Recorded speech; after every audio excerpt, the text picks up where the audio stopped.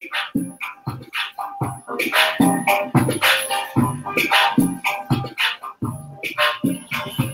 me get a couple undone. Whole cool bag, take it, come and get some. Falsely, yeah, you see how you head strong. They ain't checking for me, come and got another one sliding on the mountain sun bread, copy roll out. Tiptoeing in the club by the pass out. VIP on fleek, baby, shout out. Spotlight on the cool, turn the wild out. Bottle something, why not? Hey, make no mistake, cookie rolls. I eat up off the meat, put up on the John, make a bitch off the race. I'm a headhunter, baby, who's cookie and straight. I had that dick up early, on you fix the plate. Niggas who that cake, big mouth, little dick, that's the shit that I need.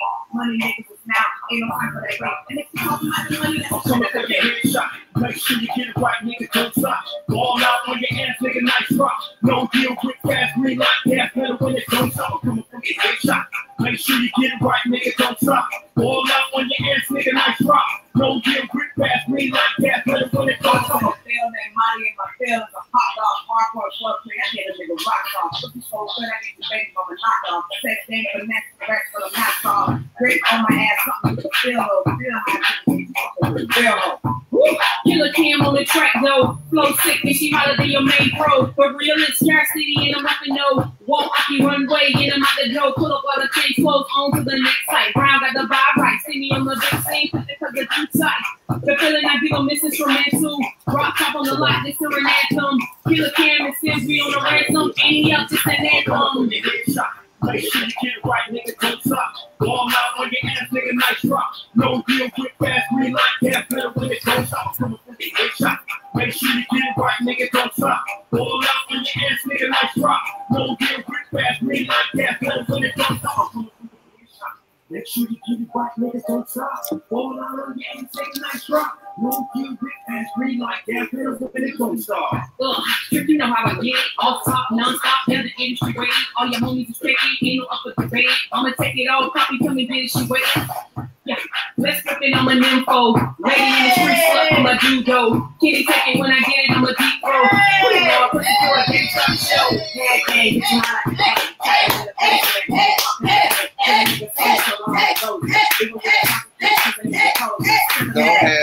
Go ahead, go ahead, go ahead, go ahead, go ahead, go ahead. Oh. Lord have mercy. Okay, so I have to get my Olivia Pope glass for this show because I don't know if y'all ready for what's about to go down today. As you can see, the name of our show today is called Locked Up Episode 4. Guys, I have been waiting in anticipation for this show for such a long time. You are in store for something extremely special tonight. But you know I can't start my show without the B&B Corner. So without further ado, welcome my bae and my bestie in the B&B Corner. Shout out to Wendy and Nancy. Hey, y'all. Thank God I nice little silk dress. She's natural though. She's natural. So I have to stop because you've been on my show a couple of times now. And there's something that I don't think I've done for either one of you guys that I think I need to let people know. How many times, babe, this weekend did people stop me about my nails? Oh, those are thank you. I mean, she had her hand around my shoulder the other day. The lady just couldn't look over there. Yeah, at the wedding. Yes. So Shimmer God. So go ahead and slash the her Instagram so people can go and holler at her. Shimmer God, this is the person that is responsible for my dope nails. So I have to get a shout out. Thank you. I appreciate it. I'm in Tamarack, Florida, South Florida area. If you are near Tamarack, Fort Lauderdale, even if you're in Miami, try to see your girl. Oh, it's worth it. It's worth it. I do Shimmer God. SHIMMERGAWD. It should be coming up on the we got this whole little new system set up now. She should be coming. What are you talking about those fat? Let me tell y'all. Okay, first of all, you didn't have on a moon today. I thought you was looking real slim. I didn't see nothing. It's okay.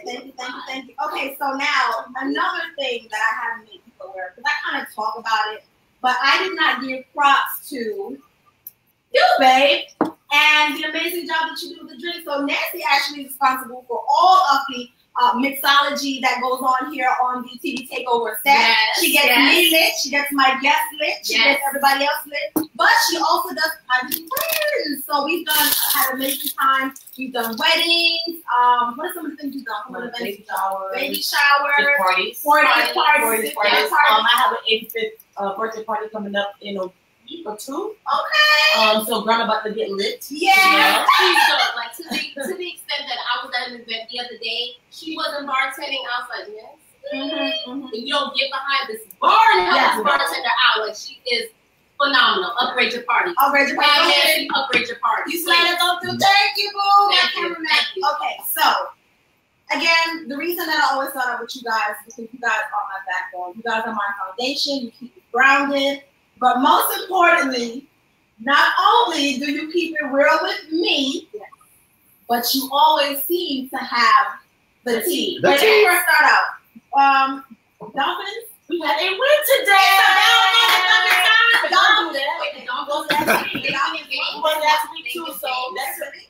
I'm about to get. Can I share something real quick? You guys, my mom is a diehard Dolphins fan. When me and my sister were younger, she would dress us up in full-on Dolphins.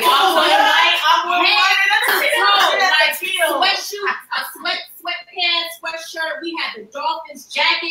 We had buttons. I want to say even her attack on her cards to these days, the Dolphins hat. Diehard Dolphins. That teal and white, guys. My mom is really happy today. Shout out to the Dolphins. And they beat the Jets, so rivals. So, congratulations to the Dolphins. Of course, with our show being in South Florida, how can we not give you guys a shout out? So, congratulations to you guys winning against the Jets. But you my phone was going off this morning. Yes. The tea. There was a lot that has transpired over the last couple of days, and if you guys are keeping up with tea as we do, right? Then you know all that was going on. Let's start with some old tea, and just because it's just we just have to talk about it. Okay, what's going on? Nicki Minaj and Cardi B. Cardi B and Nicki Minaj. I just have to talk about it just because it happened. At this point, you know how things are in media. It's old news at this point. It's like 5-6 days ago, so or even a little bit. The not memes are still going around though. Yes, people are still saying that is not right, PNOT. That is not okay. Pause on the not jokes because it really wasn't all that fun. But fine. Let's talk about it. Okay. So, Cardi B, has felt for a very long time that Nicki has been low-key shading her. Okay.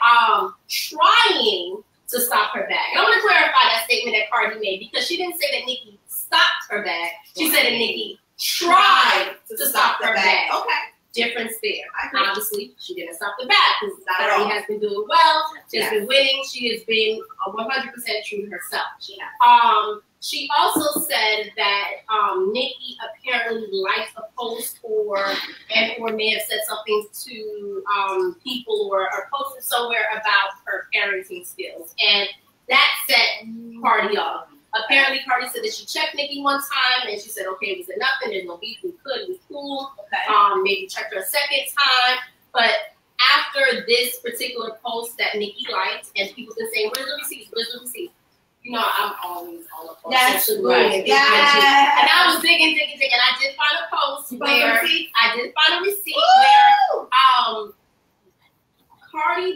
where Cardi B had welcomed Kodak Black back home. You know, Kodak Black was incarcerated and he was recently released from jail, or is it prison? You know, there's a difference. According to Cat Williams, there is a difference.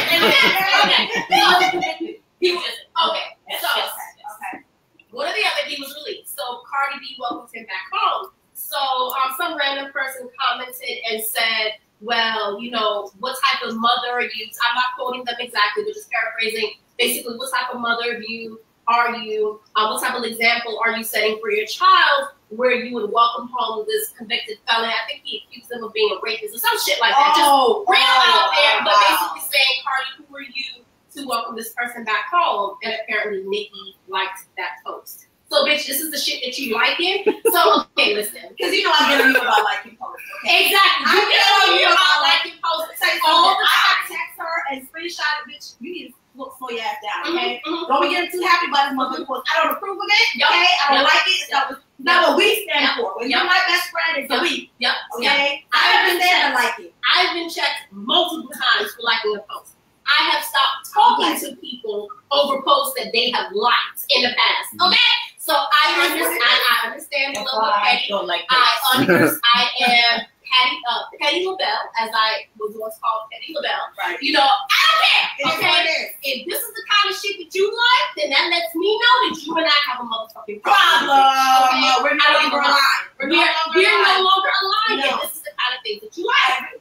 So apparently that was the post that set her off. They New York Fashion Week, they're at this little to do event. You know how some of y'all black people like to fucking dance for the white people. You know what I'm saying?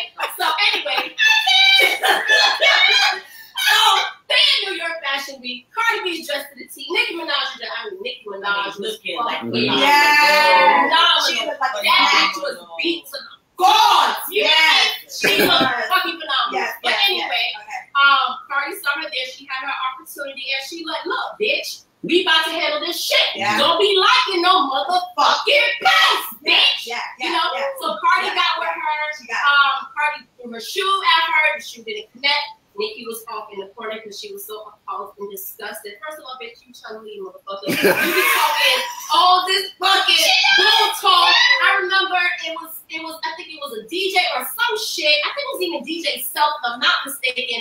How she had threatened DJ Self at one time because he had said some shit to her. I was saying, go up to the radio station. You know, X, Y, and Z. So you talking really down, motherfucking reckless. But when somebody comes step to you, get you behind the security. I don't give a fuck where we at. And I don't care about you. Sorry, white people. We love you. Some of y'all. But I don't give a fuck. My bestie from the east side. She makes no I am from the east side, Lauderdale Hill, 55th Avenue. I don't give a fuck. I will check you on sight. You understand me? Bitches are to be checked. Okay. I love her. Nah, I love her. I do. Cardi checked it. She did. And she shot. She did. You say something that I don't like, you like a post that I don't motherfucking like, we got a motherfucking problem. Plus, she been low-key shading me and dissing me all these years, talking shit about me. And apparently this is a thing, apparently, in the industry. This is what people are saying about Nicki Minaj. This is her character. She know these people, she talks shit or whatever. But then if you say something, then she plays victim role. Right. And it's like Jody does. Jody does the same. I don't know. Ooh, that's... Jody does the same thing. You take it to the next level. Because I take it to the next level. Okay? But just because you 10 and I'm 100, I mean, they ain't got shit to do with me. And you love me. Bitch, I do love you. But don't fuck with me. Okay? I will bring it there. Because she hurts my feelings on a daily basis. But this bitch be coming for me first. Okay? Sometimes. Okay, you're right. Sometimes. But anyway. Sometimes you're just in the mood. If you know you just wake up one day and you like fucking with people. Okay. You're right. Okay. So, but it was one of those types of situations where. Now, what I will say too is that I'm really surprised that people were reacting that they were. I think they were appalled or surprised by Cardi B's action. Like the reason Cardi B is who she is is because she's always been true to who she is. So why they don't? You know me, Cardi B. Right. You know me, Cardi B. New York. I feel that they should turn it off. That's what they feel. And as Nicki Minaj said on Queen Radio, this is the upper echelon. Upper echelons. People upper fucking echelon. We could be in front of the motherfucking Queen of England, bitch. If I have opportunity to check your ass, bitch, you about to get motherfucking checked in front of the Queen of motherfucking England. Do you understand me? Yes. Okay, anyway. So, I'm getting hot. I know. You was really... Don't fucking bitch out after you be talking all that motherfucking shit. Yeah, you're right. Anyway, so, yeah. So, had the whole scuffle. The shoe never connected. How did she get the knot? She got the knot. Apparently, what's being said is that security must have elbowed her because none of Nicki's people actually touched her. Okay. Nicki obviously didn't. Who was that big bitch in the white outfit? No, that was one of Cardi's people. The rumor at the time was that Raw Ali had jumped in or whatever. But none of that was true. Raw didn't jump in. Nikki didn't fight. She was hiding behind her bodyguards. You know, she was so appalled and so disgusted by the situation. You know what I'm saying? How Cardi definitely made a fool of herself. Don't get me wrong. The only reason why I'm mad at Cardi is because she walked out. Yeah, that's the only reason why I'm mad at her and kind of feel like she slightly took an L in this situation because of the knock. Yeah. That's the only reason. Yeah. Because Nikki was able to walk out of there. Looking fly as fuck, you know, taking pictures, looking unbothered, and I don't appreciate that. So we have Kelly. Kelly says, Cardi B looked real ratchet, acting a fool. It's time and a place for everything. Okay, let me tell you something. When I have a problem with you, and this is my opinion, right? Teach your own. If I have a problem with you, when there is time and opportunity, I'm gonna fuck with you. Yeah. You don't get checked. But it goes back to also what we said. This is not out of character for Cardi B. Exactly. This is how we met her. Exactly. So for her to have handled it any differently, you probably would have been surprised. Yeah. She stayed true to herself. And you can't be talking all this thug shit in your raps and not live it real life. Not to say that everybody does, because we know that there's a lot of rappers out there who just talk shit and they not about that life. Gosh. We're not about that life. However, Cardi B is. Cardi lives her raps. Yeah. I'm not saying it's the right thing to do. I'm just saying it's what I do.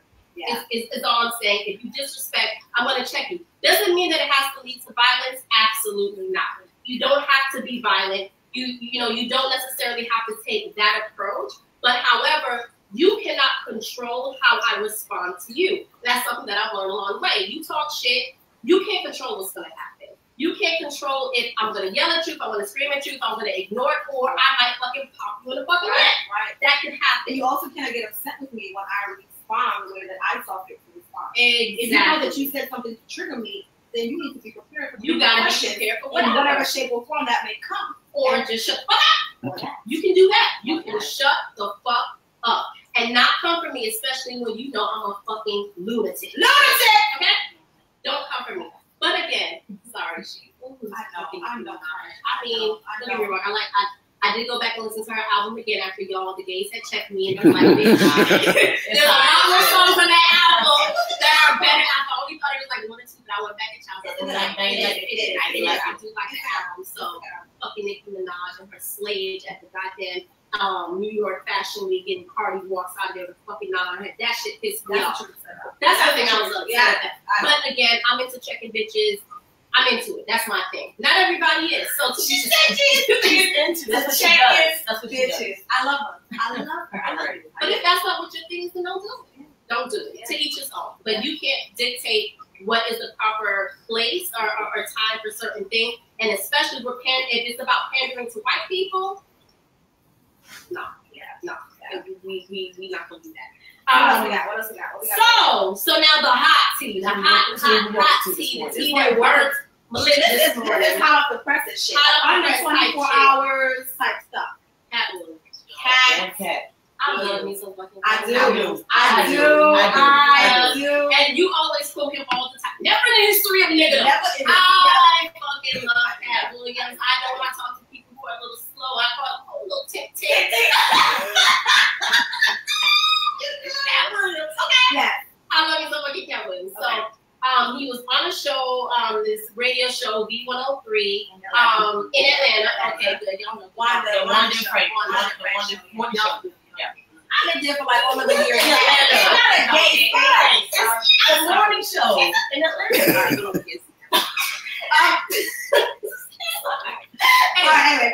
So he's on the show. He's actually going to promote a comedian who is going to be at one of the comedy clubs in Atlanta.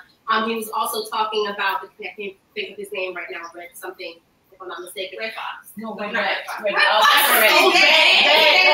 It's the wine. It's the comedian.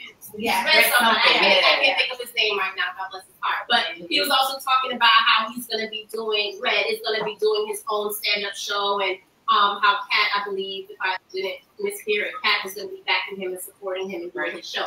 But that's really big amongst comedians. You know, it's one thing to be able to, especially with this new age of comedians, being able to go on IG and doing a 60-second skit and calling yourself funny, but can you go on stage? Can you hold an audience for a whole hour and a half? Really I'm not gonna quickly, lie. shout out to Major. I was just shout out to Major Hype. I was just going to talk about We him. actually all saw him and his show live. And something he's earned every single one of those shows. He is legitimate.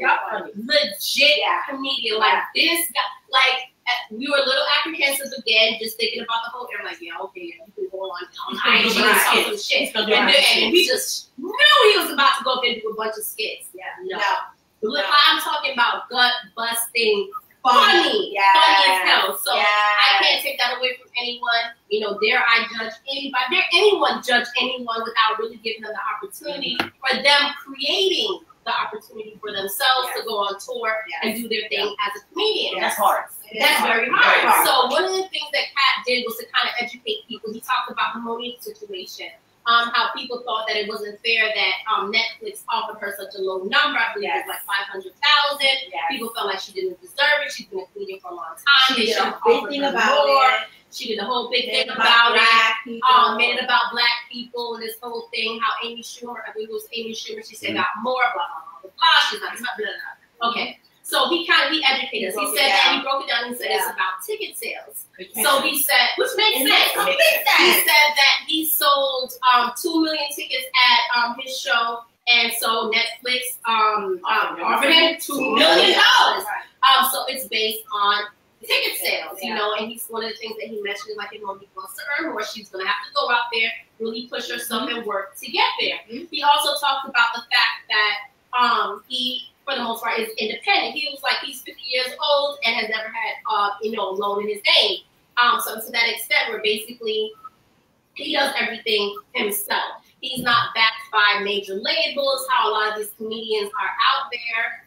And the only reason why they pop off is because they have major backing. And I'm smiling because it's kind of shady at the party. I know, and Kevin Hart. So for her birthday, we went to California. Actually, we went to Vegas, and then we did a trip to California, and we surprised her and took her to Kevin Hart's Star. And it was such an amazing, like, that is her bootski. So I know you were in your feelings about that. But I am an objective person. Okay, all right. I am an objective person. But yeah, he, you know, mentioned those who are very big and very popular right now, a lot to do with a lot of big backing. And we can understand if you have studios who are promoting you the way that you are going to be national, you are going to headline, you are going to have a lot of recognition and earn a lot more than other people, branding, endorsements, that whole thing. So I get it. And Kat mentioned that he's had more stand-up shows, specials than any comedian dead or alive. That's big. That's huge. But my question is, okay, he had 9 specials, which is great. That is huge. But why do you think that he's independent? Do you think because he chooses to be independent? Because he chooses to be. Because nobody wants to work with him. Because look at me. I would rather. I'm not going to go the independent route if I could get a big backup to push my shit. Well, it's also about ownership too. So when you think about the music industry and a lot of artists who choose to go independent because they want to own everything. And he mentioned that, he said, I own all of my stuff. Think about artists who do, I don't know a lot about the rap game or music industry, so I'm not professing to be an expert, but, who go through major labels and they have to fight to get their masters. They have to fight for ownership. And when you're independent, wasn't a fight with that. Exactly. He just got ownership of Young Money. He's putting out his album, and he had to fight for that from Birdman. Versus if he was independent from jump, all of that would have been his. It would have been a partnership situation. So some people choose to go independent. Usually, if they have the capital, they have the funds to be able to do it. A lot of it is about ownership. A lot of it is about, you're not going to fucking tell me what to put on. You're not going to tell me how to do my hair. I will if I want to. Like, if I want to wear, my hair straightened out, curled up, and a motherfucking finger, that's what I'm going to do. That's what I'm going to do. You're not telling me where to go. You're not telling me who to sign with. You don't tell me. Corrupt interview today with Breakfast Club, and Corrupt said, y'all know Corrupt. Okay. No, because you missed the beat. I am. Okay. You know I don't know he these was ladies. okay. Oh Lord. They all start saying me. West Coast rapper, but he's actually from Philly. On West Coast with the Dog Pounds, Suge, that thing. I got something you want to Anyway, so he talked about wanting to get a major label behind him. You know, granted, he's been out of the game, not necessarily not in the limelight as much as he was before. So he's like, oh, you know, I do need major backing. So you do it for whatever reason works best for you. But for Cat Williams, he decided from jump he wanted to be independent. He mentioned ownership as part of the reason why he wanted to be independent. Right.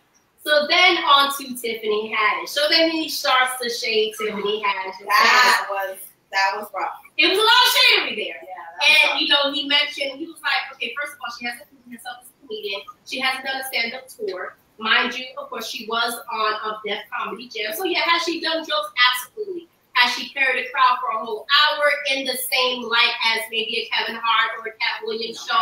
Probably not. Right. I don't know a lot about her background. I personally don't think she's that funny. On some of the shows where she's done live and the host, I'm just like, she's just loud. But I don't necessarily get her jokes. But then again, there's thousands and thousands and millions of people who do think she's funny. Everybody has their right to have their opinion. I don't understand these people when they get on and they comment, well, I don't think he's funny. I don't think she's funny. And, oh, who are you talking about somebody? Because I don't even think you're funny. Yeah, we ain't about that. Everybody's going to have their own opinion about who they like and who they don't like. That has nothing to do with it.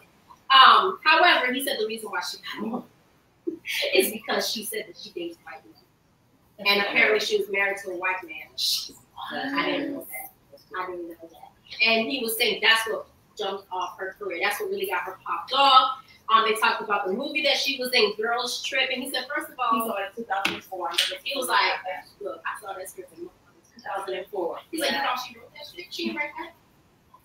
Yeah, I'll give you credit for shit you did yourself, okay? Now, and he said he even did say, you know, I love her, I like her, but let's get the facts straight. Right. You know, there's other comedians who he thought were more deserving. And again, that's his own opinion. So here's what I think about that. I think that people sometimes need to mind their business and not be so concerned with how people get to the level that they're at. Let's talk about Kim Kardashian for like 30 seconds. Okay? Kim Kardashian, let's keep it real. The reason that she is as successful as she is because of the release of that sex tape. Right. Okay? She became successful because of some whole behavior. Mm-hmm. But who gives a fuck? Who cares? Who gives a fuck? She's successful. They capitalized on that shit. Exactly, and she's capitalized on it. She's had a reality show that has been running. Okay, they just celebrated their 10-year anniversary last year. So, and it's still running, and she's grown from it. So I think that people sometimes need to just get out of. I think he is in his feelings because maybe he's upset that she did not have to work in his eyes as hard as he did to get where he is. Right. And she's getting a lot of movie creds and doing all of these big things that he didn't have an opportunity to do. So what he's basically doing, I think, is just being petty. Yeah, and you can definitely look at it that way. Yeah, because he mentioned that there were other female comedians that he felt were more deserving of the opportunity. And that's fine. That's your opinion. But at that time, and also I think when people jump on people like a Cat Williams for expressing herself, he's expressing himself. I wasn't mad about it. And I'm not mad about it. It was actually fucking funny. It was hilarious. And first of all, when he got on that host one of it, y'all gotta go look at it. He went on YouTube. On YouTube, you can see what this nigga is. No. Did you see Wanda getting her feelings? Girl, when she was like, calm down. So you okay? He's like, you okay? You can't tell me calm down, but your cholesterol ain't calm down. Yeah, he got with her ass. He did. And she got in her feelings. And she's also a comedian. Yeah. She's also going to be at that comedy club in Atlanta. So I'm like, you can't start shit that you can't finish. And it's very easily seen that you're in your feelings. Yeah. So she should have done her research. I think you should have known who you're going to have on your set. Yep. On your stage. Yep. And know the thing that could possibly come at you. Especially the Cat Williams. He will properly check that ass. Oh, you understand what I'm saying? Wasn't right. He was probably checked that. He probably checked that. Yes, he did. And then the aftermath of that, Tiffany Haddish responded, and she basically said, "Oh, look, I done made it. Cat Williams is mentioning me. While his facts are not quite straight, that's fine. I'm gonna give him shit." What she said, spread some love with him when we go pick up our Emmys. A little salt, right? A little salt as we go pick up our Emmys. So she did that on Instagram. That was on Twitter, if I'm not mistaken. She responded there. Kevin Hart, who felt like he needed to jump in the mix there because he did shade him a little bit. Kevin started posting his resume, basically showing his stand-up comedy series. Had the 3 that he put out. I think he said 3 of 6 that he put out on. He was putting numbers. He was putting numbers out there. He's in the top 10. Okay, do your thing, boo. Do your thing. I am the 3 in the top 10. You know, do your thing. Then on top of that, because even one of his homeboys noticed like, oh, we being paid in Kevin Hart's comments. And then he even went on to say on video how, why is this person, Cat Williams, taking this opportunity to bring someone down? And then started going off on Tiffany Haddish's resume. Now, I will say he was naming a bunch of movies.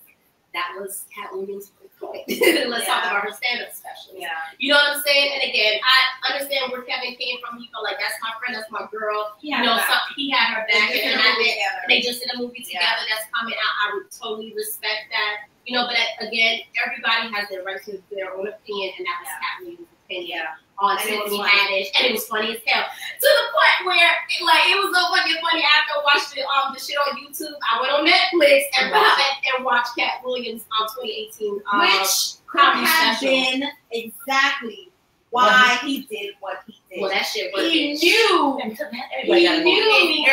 was going to that was the motive. It fucking worked. And I'm talking about, I was fucking laughing.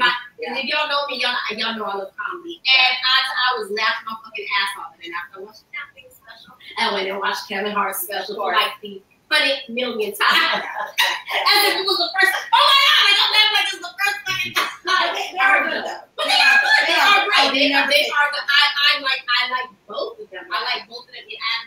Cat has been in the game for a very long time. So has Kevin Hart. But he's blown up and has done their thing, and they're both successful in their own right. They're both successful people. Tiffany Haddish successful. However you had to get there, you got there. And to me, that's all that matters. You got there. You made it. As long as you have to suck dick to do it. Even if you have to do it, to each his own. Each his own. I mean, they suck dick. Right. I mean, to each his own. You're not gonna do what?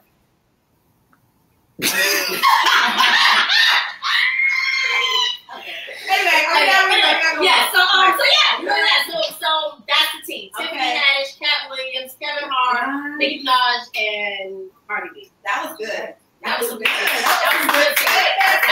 That was a good team. I appreciate the celebrities to keep it hot for us because they always give something. They do. So listen, I have my Olivia Pope blast today because we have amazing show coming out.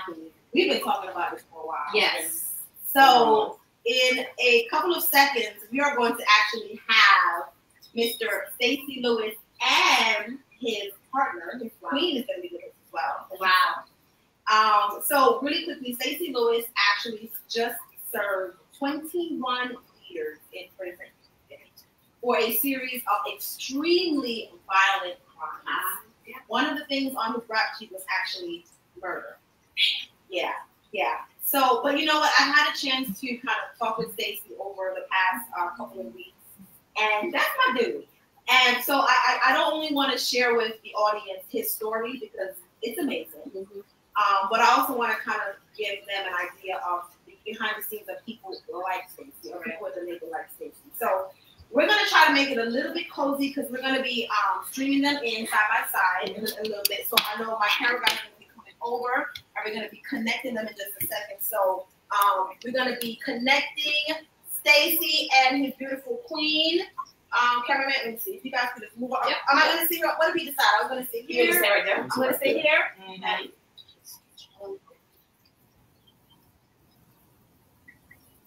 All right, and we're going to be connecting with Stacey in just a second. Guys, if you know someone that was extremely interested in watching this episode, make sure that you go ahead and hit that share button so that they can know that the interview is actually interview part is going to start. This is something that I encourage you guys to join live because you have an opportunity to ask your own questions. So just give us a second here. We're just kind of getting set up. I'm going to go ahead and stream them in.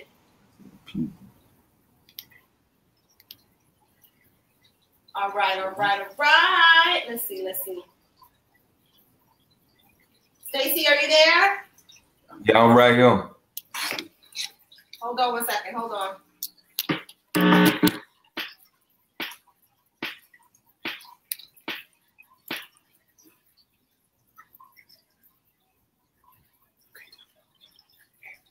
All right, we're just setting up right now. We're going to get them to join in with us.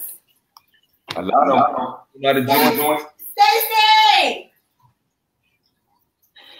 There you go. Hey, boo! Hey. Hey. All right, I want to make sure I can hear. Can you hear me okay? Yes. Awesome, awesome, awesome. Okay, so, Stacy, my brother, thank you so much for joining us. We have a lot to talk about. Can you hear me? Yeah, I can hear you clear. Okay, perfect, perfect. So Stacy, before we start and we talk about your story, go ahead and just share with the people exactly what you were convicted of. Oh, I was convicted of second-degree felony murder, armed burglary, a couple of armed kidnappings, a couple of armed robberies, and possession of felony with a firearm. Okay, so that's a lot. And you did 21 years for that, correct? Yes, ma'am. All right. So before I get into what actually got you to that place, Stacy, I wanted to talk about your humble beginnings. I wanted to talk about where this all started. You and I, we had an opportunity to kind of talk a little bit more about it. Let's talk a little bit about your home life. Your mom, your siblings, your dad, what that was like. I know you shared some things with me as far as some of your first experiences with death. I know that you mentioned to me that your first experiences with death started as early as the age of, what, about 10, 11, 12? Nah, 2 years old. My mom got killed in front of me in Liberty City. Oh, okay. So you were 2 years old, and your mother got killed in front of you at Liberty City. What happened, Stacy? Walk me through that. What took place? Well, she was a Canadian, so she really wasn't from Miami. So my dad got her moved down there. When he got her moved down there, she was down there to support me and my brother. And when she moved down there, she didn't know that my dad was still married, that he was only legally separated. Okay. And what happened was her and the lady got a little argument over the telephone. She's thinking it's like my dad ain't with her no more, but the lady trying to explain to my mama that she is still my dad's wife. But my mama ain't want to hear it, so they going back and forth. She got that Canadian attitude, like she don't see nothing. And I guess the lady called herself coming from Broward County, Fort Lauderdale, Florida, and came down to Liberty City with her little 38 revolver. And she knocked on the front door. When she answered the door, me and my brother was in the house playing. You know, they told me the story better when I got older. That was 1978. So, and when they opened the door, I guess they had changed a couple of words. And I guess shots were fired, and the lady tried to stay there and wait on my dad to come home. But I guess my dad never came home from work because she said she wanted to kill both of them. So my mom ended up dying. And your father, not just your mother. Yeah, she wanted to kill both of them. Wow. Okay, but she was only successful in killing your mom. So what happened? So she comes to the house. Yeah, she knocked on the door. She knocked on the door. I guess my mama thinking she came to fight. They said my mama was a real fighter up there in Canada. So, and she was number 22 years old. So I guess she thinking this girl coming to fight, but she brought a pistol and she had a legal pistol. So I guess back then in 78, she had the kind of rights, like that crime of passion law was still out there back then. Okay. So when she killed my mom, she tried to wait them. I guess we were innocent, so she didn't want to kill us. So my dad didn't come home. So somebody called the police. By the time the police came, they arrested her. Then when they arrested her, then my dad finally come. He checked on us. The police got us in there. Then I guess he goes to the hospital with with my mom to see if she was all right. I guess she was still alive when she got inside the ambulance. And I guess the police watched over us back then unless they took us to our grandma's house in the other side of Liberty City, knowing tonight. And now come to say now, this is my stepbrother and stepsister mama. And she out there free right now. So, and I kind of deal with my stepbrother and stepsister a little bit here and there. He in prison doing like 20 years too, even for Fort Lauderdale. Right now? Right now, he get out in 2 more years. Oh, wow. Okay. All right. So 2 years old, your mother didn't realize that your father had moved on. They got into a scuffle. Words were exchanged. She comes to the home, the stepmother, comes to the home, knocks on the door, and she shoots her mother in cold blood and kills her.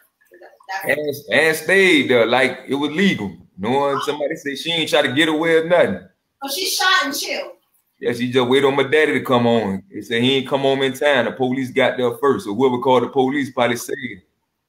So did she do any time? What was she? Did she did like 5 years, I heard, but they had the crime of passion law. Okay. And she tried to say she wanted her right state of mind. Like she was so in love with my dad that she lost it. Seen another lady at his house, and it was only legally separated, but they were still married legally. Now, were you still involved with this lady? I know she did 5 years in prison. Or when she came out, was she still a part of your life? Did you still have to see her, or was that the only time that you dealt with her? Now, I seen her all the time because, you know, my stepbrother and sister came down every weekend from Fort Lauderdale to Liberty City. So when they came down every weekend, you know, they wanted to ride back up there with them to drop them off. So I seen her a lot. She always was outside. Okay. So you know, I had a grudge against her growing up my whole life. I still got a grudge against her now. I think we lost some sound. Hold on. Hello? Yeah. Okay, there we go. We lost sound a little bit. Okay, so first experience with death was 2 years old, seeing your own mother at 22 years old murdered, right? That's right. What was the next experience? Go ahead and share that with us. Oh, my grandma died with a heart attack in Liberty City on 45th and 13th Street in front of us. She's the one with raising her after my dad ain't want to raise her, so he passes on to his mama.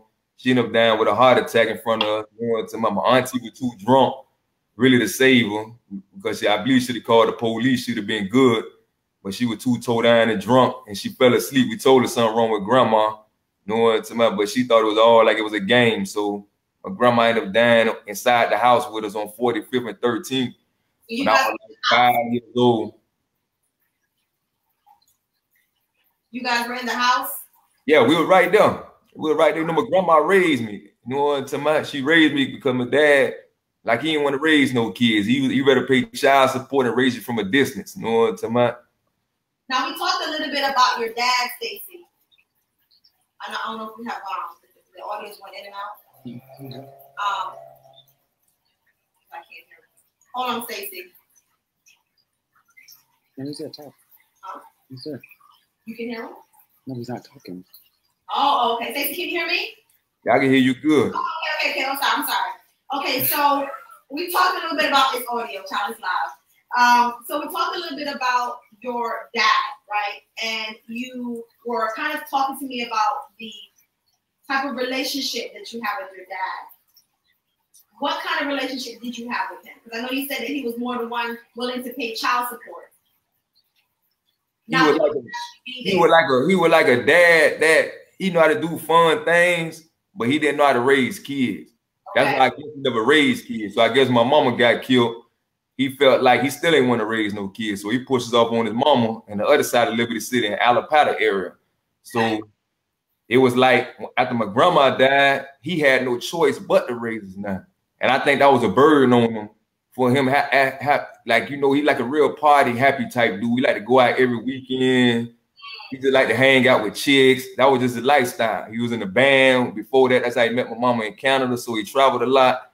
Then he got the job at the post office in 74. So he felt like he probably ain't living his old lifestyle of a gigolo no more. So now he had to raise me and my brother, the first 2 kids he ever had to raise. And I think that was a lot of pressure on him.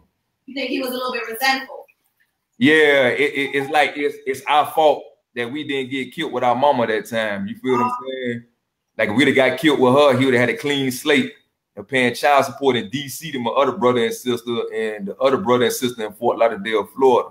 But we was a burden on them because all our family in Canada, and if nobody in Canada really want us, and we really stuck down here in Miami. You know what I'm talking about? So the fact that he really didn't kind of want you guys, how did that play out in his relationship with you? Was he still loving? Did he ignore you guys? What was that relationship like? Nah, he was very abusive. It's like, you know, he come home, he look for tick for tack type stuff, a dish in the sink, a piece of paper on the ground. He was very abusive. You know what I'm talking about? He created, like, just like how people create weapons, that's how he created like weapons like the beat us with. He break broomsticks like in 3-4 pieces, duct tape it, give a name to it. Got weightlifting belts, he give a name to it when he beat his feet, butt naked, you know what I'm talking about?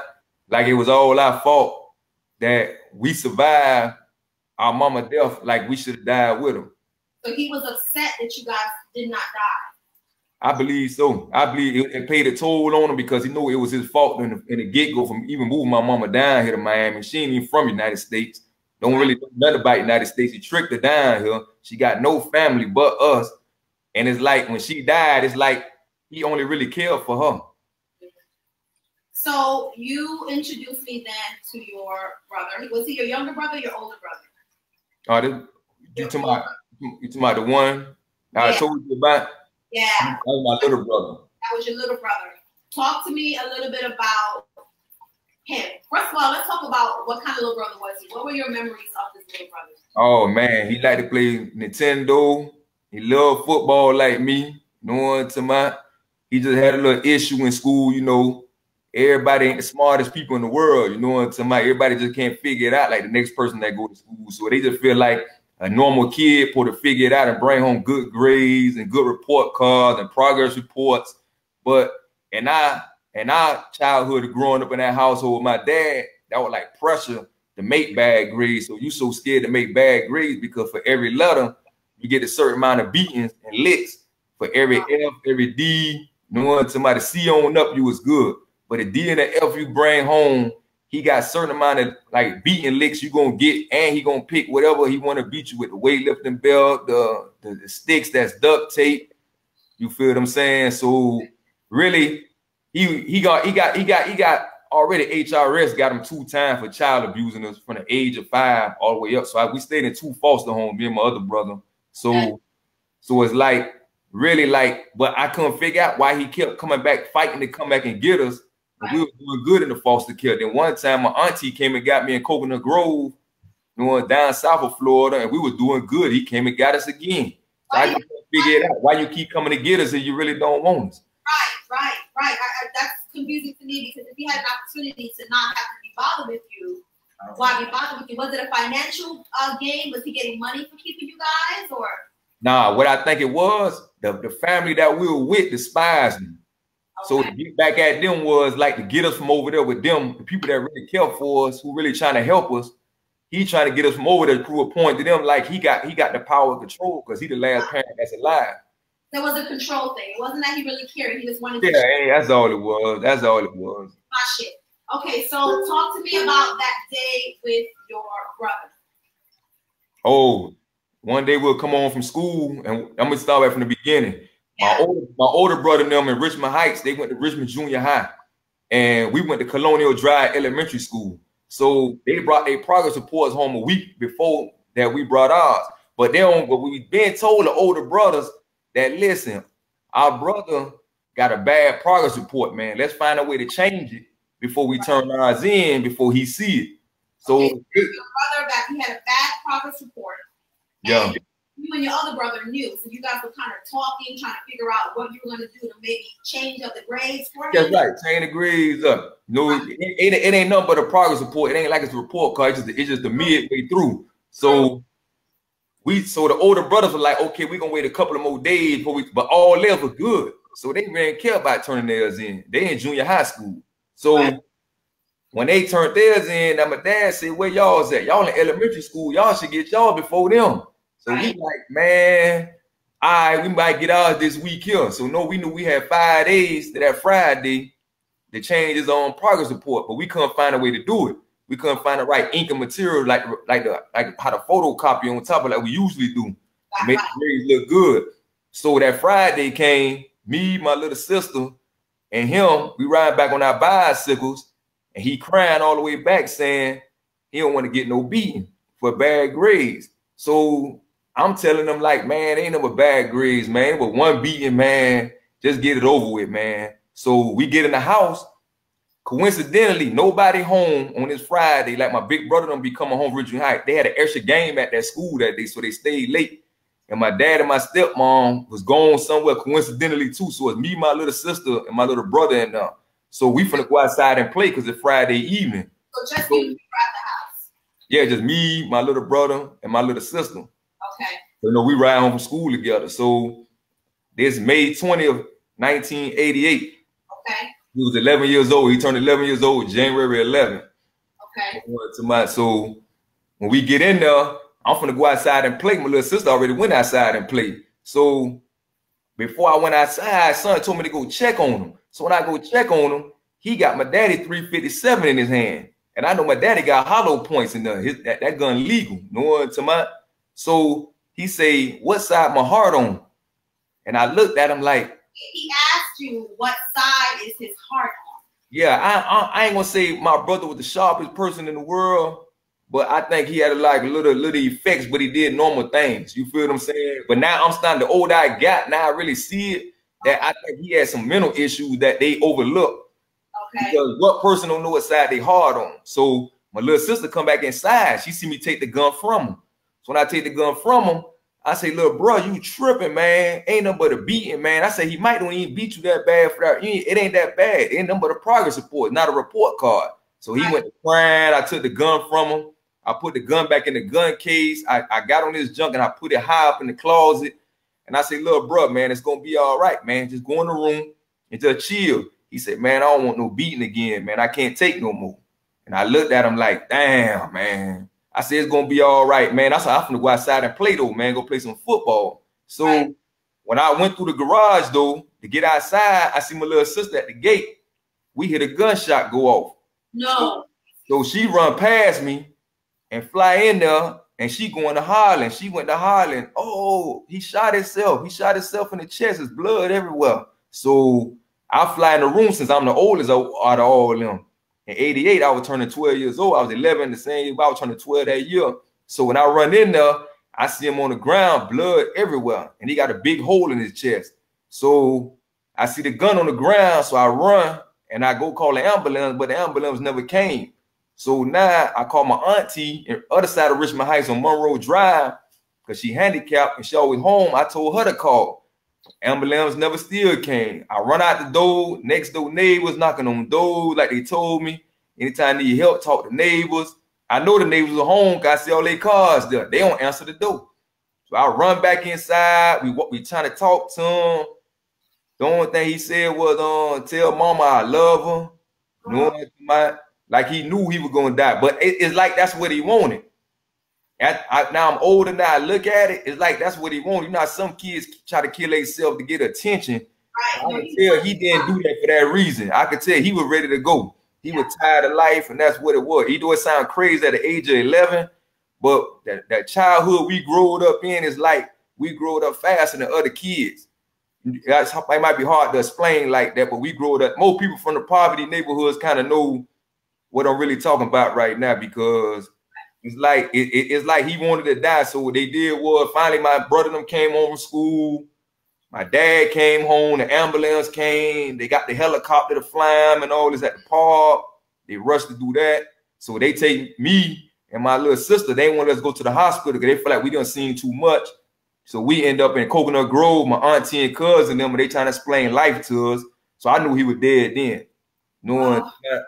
And I couldn't believe, and I said to myself that why God would take a kid only 11 years old, that the only thing he was doing was not trying to get a beating. So I had a grudge against God growing up from the age of 11, saying to myself, why would he take a kid away when kids don't supposed to die? We supposed to be innocent. Stacey, I cannot even imagine at the age of, it's one thing to be someplace else and to hear that your younger brother killed himself But to actually be there, Stacey, to walk in, to see this a hole in his chest, the blood on the floor, he's still alive, clinging to life. For him to tell you to tell mom I love, like that is beyond traumatic, Stacey. Now, did you guys get any kind of help for this? They tried like about a year and a half later when they see my grades kept going down. That's when they tried to send me to one of my dad's best friends. He a psychologist. They tried to get it together, but come to find out, he said everything was confidential, but everything we told him, he went back and told our dad. So we clogged up on him. We ain't talking to him no more. He said, well, we tell him that's his best friend, but he ain't gonna let him know nothing. Everything we told him, he went back and told him. Our dad telling us that, oh, that's how y'all feel about me, and so now we ain't trust psychologists no more. You feel what I'm saying? So now we knew we was against all odds. We was already running away from home at the age of 5 years old. So really, it's like the lifestyle we were headed. I already knew that's the lifestyle. I either gonna die in the street, I was gonna be in prison for the rest of my life. I already knew that was my destiny. I seen it coming from a long mile away because nothing never went good for me. At the age of 5, you said that you already knew where your life was headed because of these experiences. Say that again. You said at the age of 5 is when you came to the conclusion that your life is either going to be in prison or death. Is that when you? I already seen it. We ran away. I was 5 years old. We actually planned it out. My brother got his bicycle. I got my bicycle. We waited on Biscayne Boulevard, riding about 12 o'clock that night to some detectives, undercover police found us by Omni Mall. And I knew I was a good planner at 5 years old because I knew that the way I was going, it wasn't working with me and my dad. He was too abusive. And we just said one day we're going to go in his piggy bank, man, get the bikes, man, and just ride till the wheels fall off, man. We ain't got no place to stay or nothing. It ain't even matter. Stacey, I wanna go back just a little bit, because just as a child at your baby brother's funeral, do you remember that experience?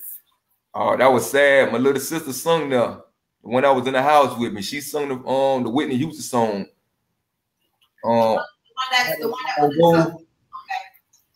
All my children or some junk she sung, but my little sister sung that song at the funeral. It was sad because my whole school was there. You know, everybody knew my little brother. What was going through your family? What was going through your head? What were you thinking? Oh man, I ain't gonna lie. I really thought it wasn't real. We on front row. I'm looking at my brother like this got to be a joke or a dream because I ain't never really see no kids get killed growing up. I kill themselves. You feel what I'm saying? That was something like rare in the hood because you already poor. Right. What else could get worse than being poor? You feel what I'm saying? Because we were happy being poor. Right. We know the difference of having things in life and like that. So and see that there was like, damn, he died from like nobody else shooting him. He got hit by a straight bullet like it is in these days and all that. He 11 years old and killed himself, man. Where did he get the heart to even pull the trigger? You feel what I'm saying? All right, so we are now, what, 11, 12 years old, okay? Are you in school? Are you still going to school? Introduce me or kind of bring me to the point where you started to really do some illegal things. Probably now I'm like 13 years old. Okay. I had I had a cousin my age. He was turned up out there. He out of Richmond Heights off Van Buren Street. Okay. He was turned up, boy. He was my age, but he was way above me, boy. So, you know, I kind of looked up to them boys because I like playing sports. And them boys was like really out there living that life, drinking, smoking at 13 and 14. They were really out there. So I kind of looked up to them like what path I want to stay on, playing sports. Or do I want to be part of what my cousin them on out here, you know, just living life, you know, to my soul. I started smoking weed a little bit between my cousin Spook. Yeah, man, he made me hit the joint a couple of times at the age of 13, man. Then I ain't really like drinking, but I knew that was the turnaround right there because I know now it's like once I get incarcerated one time as a kid, I might be scared the first time I get there. Incarcerated. Well, how old were you? I was like 14. Okay, what was the reason for that incarceration? Burglary. The older dude I chilled with, like 20-some years old. I was like a silly little young dude. They throw me through the window. They knock on the door real hard. They called it nigga knocking back then. They knocked real hard on the door. Nobody come to the door. We break the window. They push me through the window. I open the front door for them. So I got a couple of birdies from 14 on up, doing crazy junk like that. That's where it started at. Breaking in cars and breaking in houses. Little small stuff, getting guns, selling the guns instead of keeping the guns back then. Sell it to the older dudes. Okay. So you are, at this point, you're 14 years old. So there's a beautiful queen that's sitting next to you. And I know that her introduction into your life, is it coming soon? Is she there yet? It come like 3 years. I was 17 when I met him. Okay. That was 17, 1993. So before you met her, how many times were you incarcerated? A couple of times already, man. Okay. I was on the run when I met her. I ran from Miami then. That's how I met her. Where she lived at in Providence, Rhode Island. That's how I shot up there. You were on the run. All right. So I need you to, if you don't mind, Stacey, can you kind of walk me through from that first time that you were 14 years old and you were incarcerated? You came out, so now you got a taste of the blood, right? You've already been locked up. You got a taste of the hustle life. So now this is kind of who you are and what you're doing, right? So right. Walk me through to some of the instances or the situations that you find yourself in that led you to be on the run when you met your queen. So go ahead and just catch me up to the part where we This how it was. Me and my daddy, I moved out my daddy's house in 91. I was 15. We got a little physical, little push around and all that there. So I told him straight up, man. I said, I'm a man. I'm gonna be 15 years old this year, man. I said, if I got to go sleep on the street, man, not to stay in your household, man, that's what it's gonna be. And that's what I did. So I started sleeping in my homeboy closets and all type of junk. It was rough. I was sleeping on apartment roofs. Not just to stay with him. And that's when I really started figuring out how to get real money. Because I already figured out I ain't got nothing to eat every day I wake up. I ain't got no money. I can't go in the store and buy nothing to eat. So I ran across some dudes that wanted to start getting some money at the age of 15 in 91. And they wanted to turn it up. So that's when we started picking firearms up. When we started picking firearms up, it was about that money, man. They showed me how to get some real money real fast. I went from sleeping on apartment roofs and dude closets, my homie closets, hiding from their parents and all that. They're really living it up. Start having money like I was hanging out. I had grown up money. You feel what I'm saying? Right. Okay. So the main reason why you thrusted yourself into this world is because of the fact that you wanted to do anything and everything possible to get away from your dad. But you have to support yourself. And the people that you surrounded yourself with, how they supported themselves was by being in this lifestyle. So that's what you decided that you were going to do. Like I say, my cousin spooked them. Everybody off Van Buren Street, boy, they were turned up. My older cousin, them Heavy, Roy, and all of them, they were turned up. They were older than me. And I kind of looked at them like they were wild. But then I started realizing I got to make my own way out here because me and my dad, I think I'm going to kill this dude if I stay with him, man. So before I kill him, my best goal is to go ahead and just move out and find my own way. And he just believed I couldn't do it. I told him, I've been running away from you since 5 years old. You the one keep coming back to get me. Because other than that, I'm a survivor anywhere it go. No matter how hard the struggle is, I'm going to make it through the struggle. Because if I started this at 5 years old, this ain't no pressure. I done stayed in foster homes and all. So staying out there being homeless really wasn't no pressure to me because that's just part of something for me to remember when I do make it to the top. I mean, I don't want to come back down there in time. I want to pull everybody up that's down with me. You feel what I'm saying? So what I did was I got me a little posse from school and we had all type of firepower with his daddy. And that's how I started. And that's how we started robbing stores. You got a little clique from school. You guys all got together. You had guns. And so you were the leader. You were the leader of this posse. That's right. I had nothing to lose. You said that real confident, Stacey. So you were the leader of that posse, and you put that together. So tell me, what is it that happened that made you have to go on the run?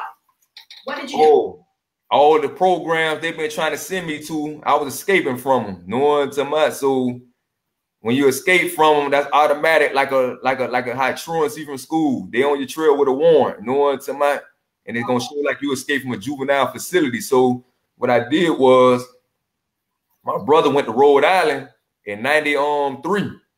And he was like, man, come on up here, man. You down there wilding, man. I don't want nothing to happen to you, little bro. So I said, all right, you want me to come up there, man? I come to Providence, Rhode Island, man. I said, you know, I'm wild now. I come up. They like, little bro, I'm ready for you to be around me. So I said, let me get my money up. Let me get my clothes and shoes right before I slide up there, because if I don't like it, I'm coming back on my own. You ain't got to spend no money on me. You know what? So I catch the Greyhound up there in '93. So this is how you want to hear the story about her. Is this where you met her?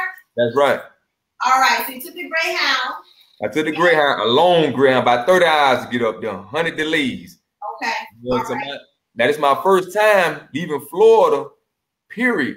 Like, cause I went to Canada before, but I'm talking about like in the States. It's my first time ever leaving the state of Florida. Only thing I know is Miami. Okay. Miami and Broward County, that's it. So now I get all the way up there. It's cold as hell up there. No one. So when I get up there, I just walk the streets every day because I'm trying to get familiarized with the streets. Because I know once it warm up, I want to get to meet people. So I stayed on a street called Temple Street in Providence, Rhode Island. I stayed on the south side. I stayed like on a one-way street. So she stayed on Plain Street around the corner from me. So I walk around that corner a lot because the store right there, right next to her apartment. So when I slide up over there, I always see her outside with her little brother, her two sisters, and they always sit on the porch. You know what I'm talking about? Behind you smiling real hard, Stacey. Huh? I said she's behind you smiling real hard. She's reminiscing. Let me go ahead and introduce her real quick. So, all right. Those of you that don't know, the beautiful woman behind him, her name is Letisa. I said, go ahead and she put that information. Letisa. Yes. Hey, baby. Hello. Hi, Queen. How are you? I'm watching you back there just smiling because I know you're reminiscing. Do you remember the first time that you saw and you met Stacey? Yes. I do. Walk me through that. What was that moment like for you? Well, I would see him walk in, like he would cut the corner by the store. And I saw him do that a couple of times. And then finally he came and spoke to me. Oh, okay. And what did he say, Stacey? Man, you know, I was bold back then, man. You know me, I'm from the South. They from up here, man. I always thought the South was more gangster than the North. That always been my mentality. So when I'm up there now, I'm feeling like getting them kind of chicks should be easy because I'm from the hood, from the South. I'm from Miami. No one to my, but I ain't what I feel to realize is how country we talk. No one to my. Yeah, so I do.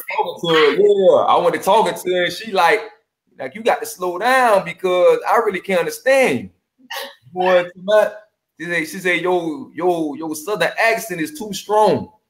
Miami down south, we talk fast, so I had to slow down. Like I put my beard in with her, asked her who she was, who her little brother, sister was. I'm like, listen, I stay around the corner, man. It's just me and my brother there, man. So he stayed there with his baby mama. I just moved from Miami up here, man. If you want to slide up over here, man, that's where I'm at. No, ain't no parents, ain't none of that there. If y'all just want to chill, no one's about this the spot y'all want to hang out at. And she started sliding up on me coming from school every day. I ain't go to school. I've been bucking, so that ain't nothing proud of it. But back then I was on some grown up type junk. I know money ran everything. Without money, you ain't got nothing back then. So in '93, I was trying to still get a couple of dollars up there. So she'll pull up on me. We hang out, enjoy life, knowing somebody turn up. Let her hear our southern music. Knowing somebody music they never heard before. So we started off as like friends, then turned to best friends. Then, you know, later on, she ended up becoming my baby mama. Oh, okay. So we're going to talk a little bit to Letisa a little bit later because there's definitely another side of this story that she's going to be able to better explain and kind of educate us on. So I want to kind of dabble into, because I know it's a build-up when we talked about it, to what actually got you locked up and gave you the 21 years, what gave you that murder rap. So let's talk about from the beginning of when you guys made the decision that this was going to happen and everything that led up to it. So the blow by blow, and you know, I'll chime in every once in a while because again, we've talked about this a little bit. But what was the determining factor for you to decide that this is what you were going to do? What was it that you actually did? And just kind of walk us through. Walk us through as if we were there. About the crimes? Yes. Well, the one that actually got you locked up. Okay. One I put a murder charge in. The story of your final crime actually gives you us a little bit of a sneak peek of some of the other crimes that you did once you kind of you want the final crime? Yeah, the one that got you locked up, and then we're gonna piece back a little bit from that. All right. So what made you decide to do that actual crime? What was the buildup? How you felt about it? The people that were involved. So let's talk about before the crime actually took place. All of the planning, the pre-planning for that. What was that about? What made you decide to do that? I was already on the run for the murder, that armed robbery already, the one that was on the news. I was already on the run for that, and I was in Providence, Rhode Island with her. Oh, you know what? You're right, Stacey. I forgot. Let's go back to Burger King. Okay. Let's go back to Burger King. That's the important one. So let's talk about the Burger King crime. That's the big one. Okay, now what happened was I robbed the McDonald's 2 days before that one up. And that supposed to be my last robbery, December 9th, 1996, because that was the McDonald's, you said. Yeah, I was two. That's when I did time for two on 441 on 201st Street in Norwood on the other side of Carol City. So your thing was you did armed robbery. You busted in places with guns and you held people down like that was your thing. But I made sure I never took none from none of the customers in there though. Okay. I take everything from the stores that I robbed. So I don't want everybody thinking that I was taking personal items like pocketbooks and jewelry. That was like something minor to me. Okay. One that I went for was the safe and the cash registers. But the Burger King robbery happened 2 days later with my other baby mama when I was in Miami. She stayed in open locker. So I babysit my daughter every day while she go to school at Miami-Dade College and while she go to work. So I had to actually get in an argument with her to watch my daughter because my daughter lived with me. My second daughter stayed with me. So during the week. So my homie, he was getting evicted from his efficiency. So he just got out of prison. He asked me, can I bust one more lick with him? And I say, bruh, I ain't doing no more robberies, bruh. It's December. I just did a robbery a day before. Cause now I did that December 9th, 1996 was the McDonald's robbery I got convicted of. But December 10th, he called me after I made a truce with her, telling her that I'm going to be out from her daughter and my other daughter, that I'm going to dedicate myself to them because I ain't going to bring no kids into this world, man, and I can't really do nothing for them because I know doing wrong wasn't going to last too long, especially the way I was out there living. So I let my homie convince me, man, one more time. He about to get evicted. And I had like a good heartfelt toward people that's going to be homeless because I used to be homeless. I slept on roofs when I was 15. I slept in dude closets. So if I had an opportunity to try to save somebody, that's what I did. So I said, okay, tomorrow I got a Burger King ain't too far from my house, man, on 167th Street and 47th Ave. If you want to do that there, man, the dude got a gun, but if you get the gun, we good. And they got some cash in it. So he said, oh, bet, man, tomorrow, yeah, hit me up. Yeah. So me, him, and another dude supposed to did it. But this dude never made it to my apartment. I mean, my house in time. So I left him and got another driver to go do it. So we go pick my homie up. We go to the Burger King. I stake it out because it's about the Palmetto. We park up down the street. We turn the emergency lights on. Feel like the car was broke down. We got the guns ready. We walking down the street. Then he changed the plans right at the end. He said, let me go hit the safe with the manager. I said, bro, he got a gun, bro. I ain't never do no lick with this dude before. We know a lick mean robbery. So I was like, man, I don't know, bro. You know, I like to be in control. I'm like the leader of all this, man. You know, you ain't listen to me, bro. I don't really do no lick. So we get inside. I order the food. I pull out a pocket full of money like I usually do to get everybody settled down. So it's rush hour early in the morning, the line packed, drive-through packed, like 10 o'clock in the morning. So when I put all the money, I see the girl relax. When I pay for my meal and his meal, she relaxed. So when the cash register opened up, she got the money that I gave her. I jumped across the counter with the gun. I put the gun in her head Then I grabbed the manager and put the gun in his head. So I told my homie, Herbert, get across the counter and take him back there and get the safe, since he told me he want to hit the safe now. So he go back there and hit the safe. So me, I'm cleaning all the cash registers out. So I told everybody to get on the ground and just keep eating and act like you ain't seeing nothing. You know what I'm talking about? So everybody just went to eating and act like it ain't nothing going on. I said, man, don't even look at me, man. It's what it is, man. So people in the drive-through and speeding off after they see me cleaning the rest out in the drive-through. I had the big gun in my hand, no one to my. So I hear the police coming on 183rd and 47th Ave, because that's the only way you really could come, because the Palmetto way is too many lights. So I guess they try to come the fastest way. So when I hear them coming, I'm saying, bruh, come on, bruh. Come on, man. The police coming, man. You tripping, man. What you back there doing, man? I got all the money already, man. No one to my. So he back there taking a little bit. Who are you talking to? That was the other person. Yeah, I'm talking to the other robber. Okay. Yeah, I'm telling him, hurry up, he trick, the police coming. And I'm down for my homies, so I got the mentality that I ain't finna leave him like that. You feel what I'm saying? So now I'm holding the door open, the exit door. I'm like, bro, hurry up, bro. So he finally come out laughing and all this, like this is a joke. You feel what I'm saying? He got all these money bags in his hand, man. He jumped the counter. He tried to come through the little ropes, like that Burger King ropes back then. He dropped a couple of money bags. I said, bro, leave the money bags, bro. The police too close, bro. No one to my. He ran back and got the money bags. As soon as he got the money bags, the manager flied the back. He didn't even get the gun from the man. He didn't even tell me he didn't get the gun from the man. I told this man got a gun. I hear one shot go off. He shoot my homie in the back. So my homie come outside and say, bro, he shot me, bro. He shot me, bro. So I lift his shirt up. I say, bro, I don't see nothing, bro. He said, bro, he shot me, bro. I'm telling you, he shot me, bro. Now the police, like, really a couple of seconds away from where we at. We just on the other side of the 167. They coming down 47th Ave. So right now it's critical, because now I'm saying in my mind, is this money really worth it? Is this dude really shot? Is he tripping? No one to my. Then all of a sudden he dropped the one knee. And when he dropped the one knee, he said, bro, I told you he shot me, bro. So finally I lift the shirt up. It's way in his lower back. He shot him way in his lower back. So I see the blood starting to seep out now from the little whiteness that was in there. It took a long time to bleed. So I said, damn, bro, you got shot, bro. I told you. So I'm talking to him, I'm really hot. I'm thinking, should I get the gun from off the ground? All type of junk. I said, bro, run to my baby mama house. She stayed on 165th and 37th Ave behind the old 99 Jams. I said, run down there, bro. She'll take you in, bro. Go to the hospital, bro, because he was on probation. So I'm thinking he was going to tell on me anyway. You know what I'm talking about? So I'm thinking skeptical on all type of areas now, because I ain't had no business out here even doing this jump. So the manager come outside letting off shots at me now. You know what I'm talking about? Manager started to shoot after you. Yeah, now he's starting to shoot at me. He trying to play hero. So I guess he thought I was slipping because I'm talking to him, but I was on point.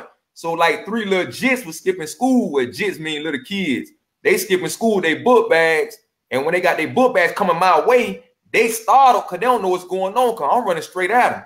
So I grab one of the jits and run them over and hold them hostage and go to shooting at the manager. Oh. So the manager run back in. And when he run back in, no one to my, because he see me dumping at him. He said, I wasn't even playing. See, one thing about me, my little homie played. You feel what I'm saying? So when I went to dumping at him, he run back inside. Now the police come. Now the police went to jumping out their cars. So that is. I want to make sure, because you know, not everybody understands some of your lingo. Dumping means shooting. Is that correct? Yeah, dumping means shooting. So when you came outside of the Burger King and you saw these young boys that looked like they were coming from school, you grabbed them, you put the gun to their head, holding them hostage as you were shooting at the manager. Yeah, because I felt like he ain't gonna shoot me. You feel what I'm saying? Like I got one of these kids, but he ain't kept. No one to my. He still was trying to shoot. That's why they thought it were 5 robbers in the case. They thought the jits were with me. Oh, okay. You feel what I'm saying? That's why all the newspapers say it were 5 robbers stormed the Burger King that day, because the 3 jits ran the opposite way from me. I ran the other way. You feel what I'm saying? So when the police were trying to get me, I ran around the wall and I let go like 1 or 2 shots. I ducked behind the wall and I went to running. So my homeboy see me coming.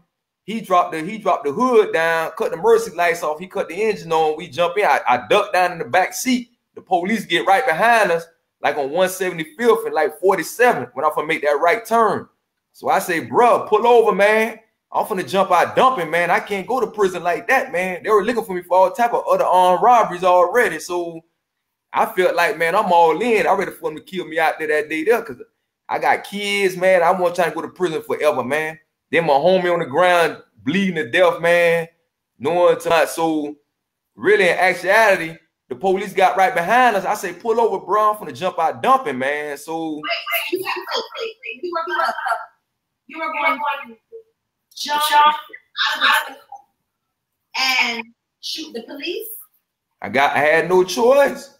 I had no choice. I felt like it's me or them because I really felt like if I ain't got my kids, what else do I got? And going to prison forever, like man, I ain't never been to prison before. You know, I've been incarcerated juvenile hall. I ain't never had no adult record.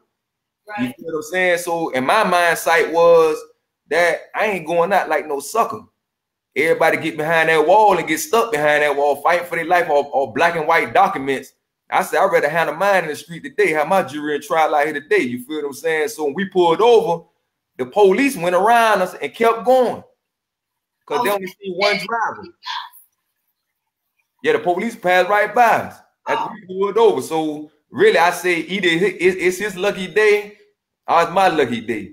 So we get to my house. I get the guns from, I get all the money. I give him a change of clothes. And I say, bro, don't come back around here, bro. I'm going to give you your money, bro. You good. Now, the driver is unanimous because he never went to prison. Okay. You feel what I'm saying? That's my homie to this day. Okay. So the dude that posted did the crime with us, this how I kind of got caught. The dude that I left that day that posted came with me, my homeboy Shotgun from Carol City. He played like he was a real dude. When he came to the place knocking on the back door, he like, bro, y'all ready to go do the lick? And I'm like, bro, we did it already, bro. So he like, damn, man, you know, I wanted to get the car from my granddaddy, man. I said, how much you need it? He said, I need about $800. So I give him about $700, $800. I give him more than that, though. I say, listen, this is what I need you to do, man. I'm going to give you my homie money that was driving. All of us knew each other. And I said, what I need you to do is, man, act like the police jumped out on you, man, and when you came back to get the money, it was lost. So we played that out right there. But that was my first mistake because when he died on the scene that day, his sister knew a lot of us. So wait, hold on. So the guy that did the crime with you that was shot, he died? Yeah, he died. And this is how we found out he died, because after I gave my homie the money, he like, where man at? So I'm like, oh, man, he got shot, man, because I ain't really want to tell him too much. I ain't trust these dudes like that. I'm the ringleader, but I feel like everybody wasn't on my level. You know, I try to treat everybody equally, you know what I'm saying? So same time, I'm like, nah, bro, he good, bro. He got shot. He put around my baby mama house and my little bro house. You feel what I'm saying? So my little bro stick. I'm a little bro. So if he'd have ran over there with a little stick now, he'd have been good. They would have took care of him. But my dog kept saying, look at the news real quick before you go. So I let this dude trick me to turn the news on, man. And we cut the damn news on. I see the yellow tarp on top of my homie with his shoe hanging out. With all the homicide police, all the news channels, knowing to my, he go to crime. I'm saying in my mind, this dude gonna rat me out, man. Do I need to do something to him before he rat me out? I'm thinking crazy now. Knowing to my, everybody coming loose ends to me, man. And at the same time, I felt like, nah, give him a shot. And that was the worst mistake I ever made. Because when I let this dude live, that was my worst mistake due to the fact my dog that got killed at the Burger King, his sister knew them. She never knew me. So by him leaving his school, his little juvenile school that morning, he couldn't prove where he really was. Did he do the crime with us or not?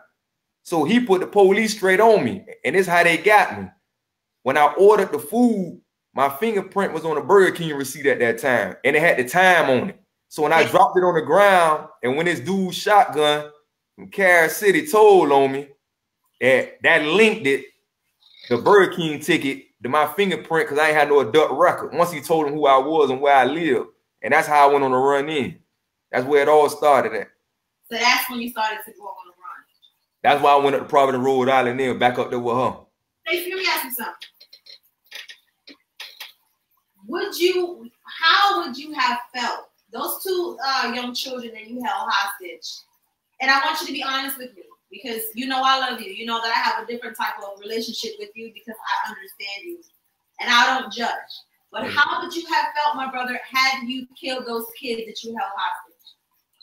I ain't gonna lie, man. Back in that time, man, I was really out there in them streets, man. A lot of people be saying they in them streets, man. But I really was in them streets, man. You might want to see my name. You step on pavement, you might want to say you was stepping on my body and my face. I was really part of them streets, man. That's what it really was, man. And everybody that know me knew I was part of them streets. So really, it's like I lost so much blood in my family growing up with no mama. My grandma dying in front of us. My mama dying in front of us. My brother killed himself. You feel what I'm saying? It was like really like I'm thinking I'm next. Either I got a black cloud over my family or whatever going on, so I'm next. So sacrificing somebody else to sacrifice me was really like nothing to think about. And it sounds crazy, but now I think rational right now because I done did them 21 years and I'm more mature now. But at the age of 20 years old, I really felt like, man, look at here. At 20 years old, I was like an 80-year-old man. Yeah. All right, so Stacey, so there's that big Burger King murder. People can probably Google that right now and they'll be able to see it because it was huge, big news. But that actually was not what got you officially locked up. It was a part of it. That was a part of it. And I want to be clear because I know that we talk a lot about, you know, murder being on your rap sheet. The reason that murder was on your rap sheet was because of that young man that was part of the crime that died. Is that correct?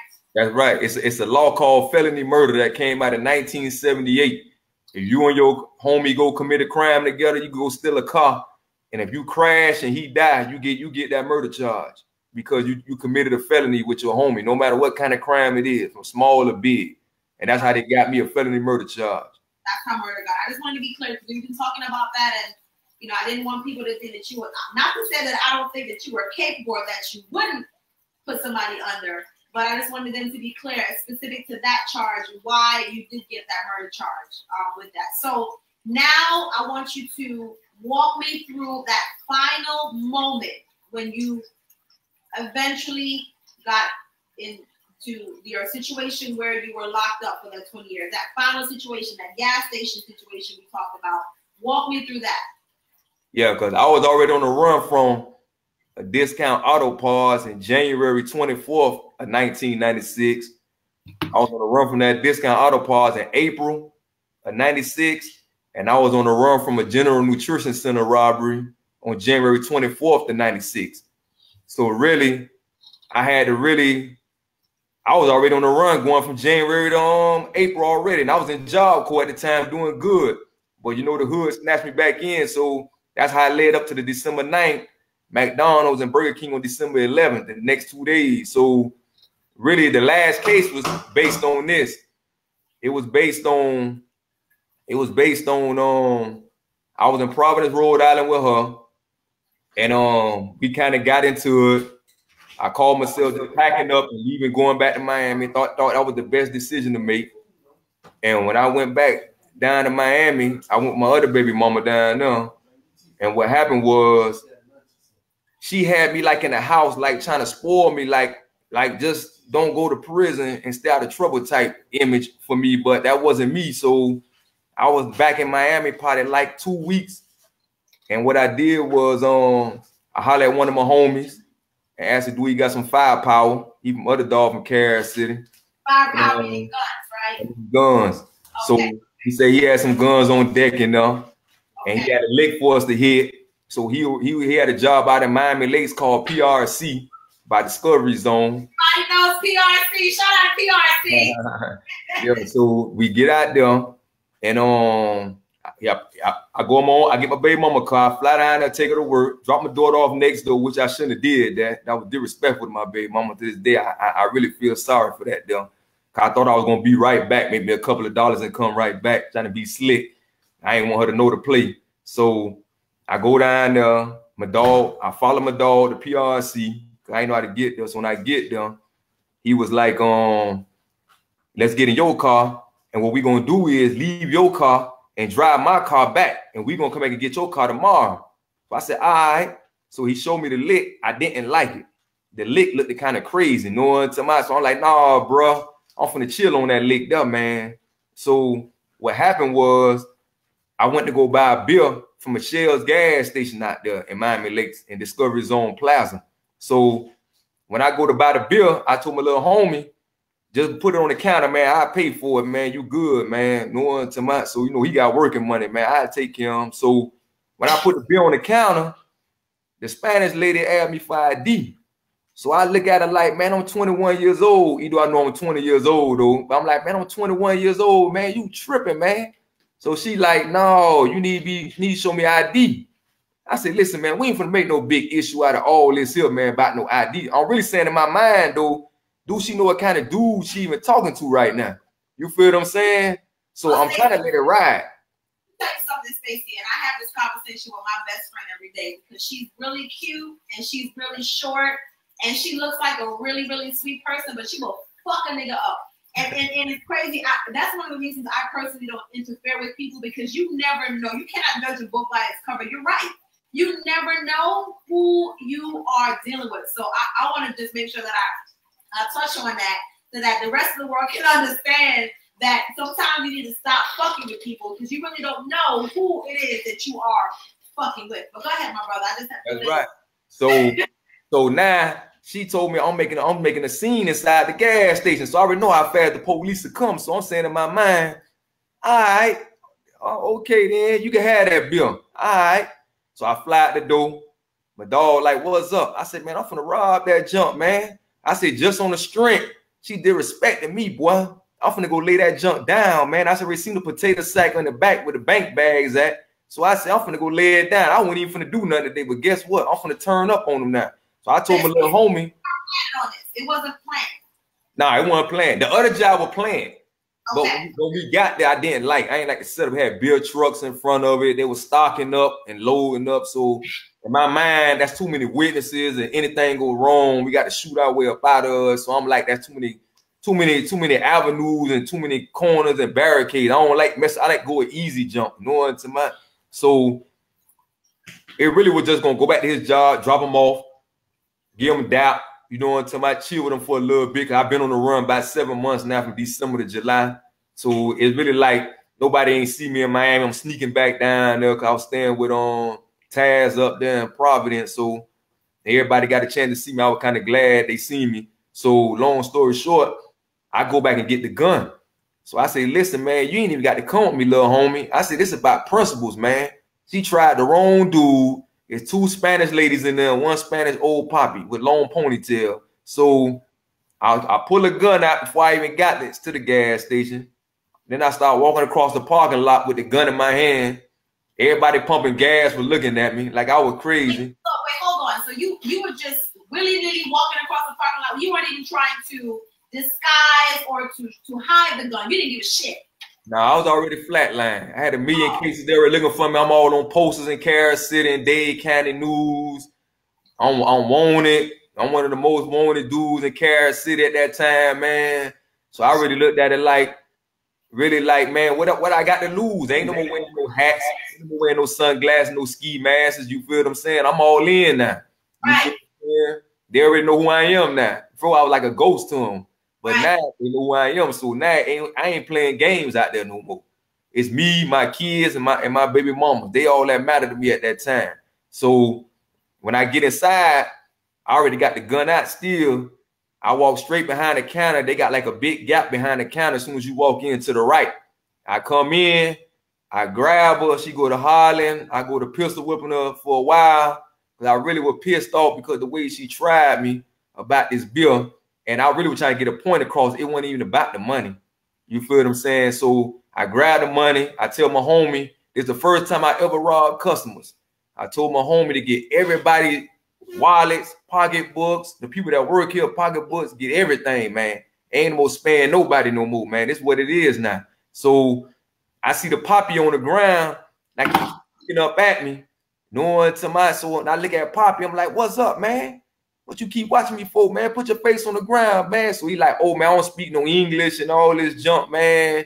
So I just had that feeling by my homeboy just getting killed 7 months ago. Like to always be on point. Ain't no more slipping, man. No to my. So I looked down there. I grabbed Poppy by the ponytail. I'm thinking about your friend that had just died. That just died. I said I ain't never biting the dust like that. No to my, cause slipping count out there when you out there doing wrong. So at the same time, when I look at Poppy, I bend down by Poppy. Poppy got a big old 4.4 revolver Magnum up under the counter. Oh. So I got my gun and I just went to pistol whipping Poppy. You feel what I'm saying? Cause I really flashed back to what happened to my homie. Like that could have just happened to us just now. It could happen to my homie I got with me. That's just a working dude. So I went to pistol whipping the dude, man. Blood everywhere, man.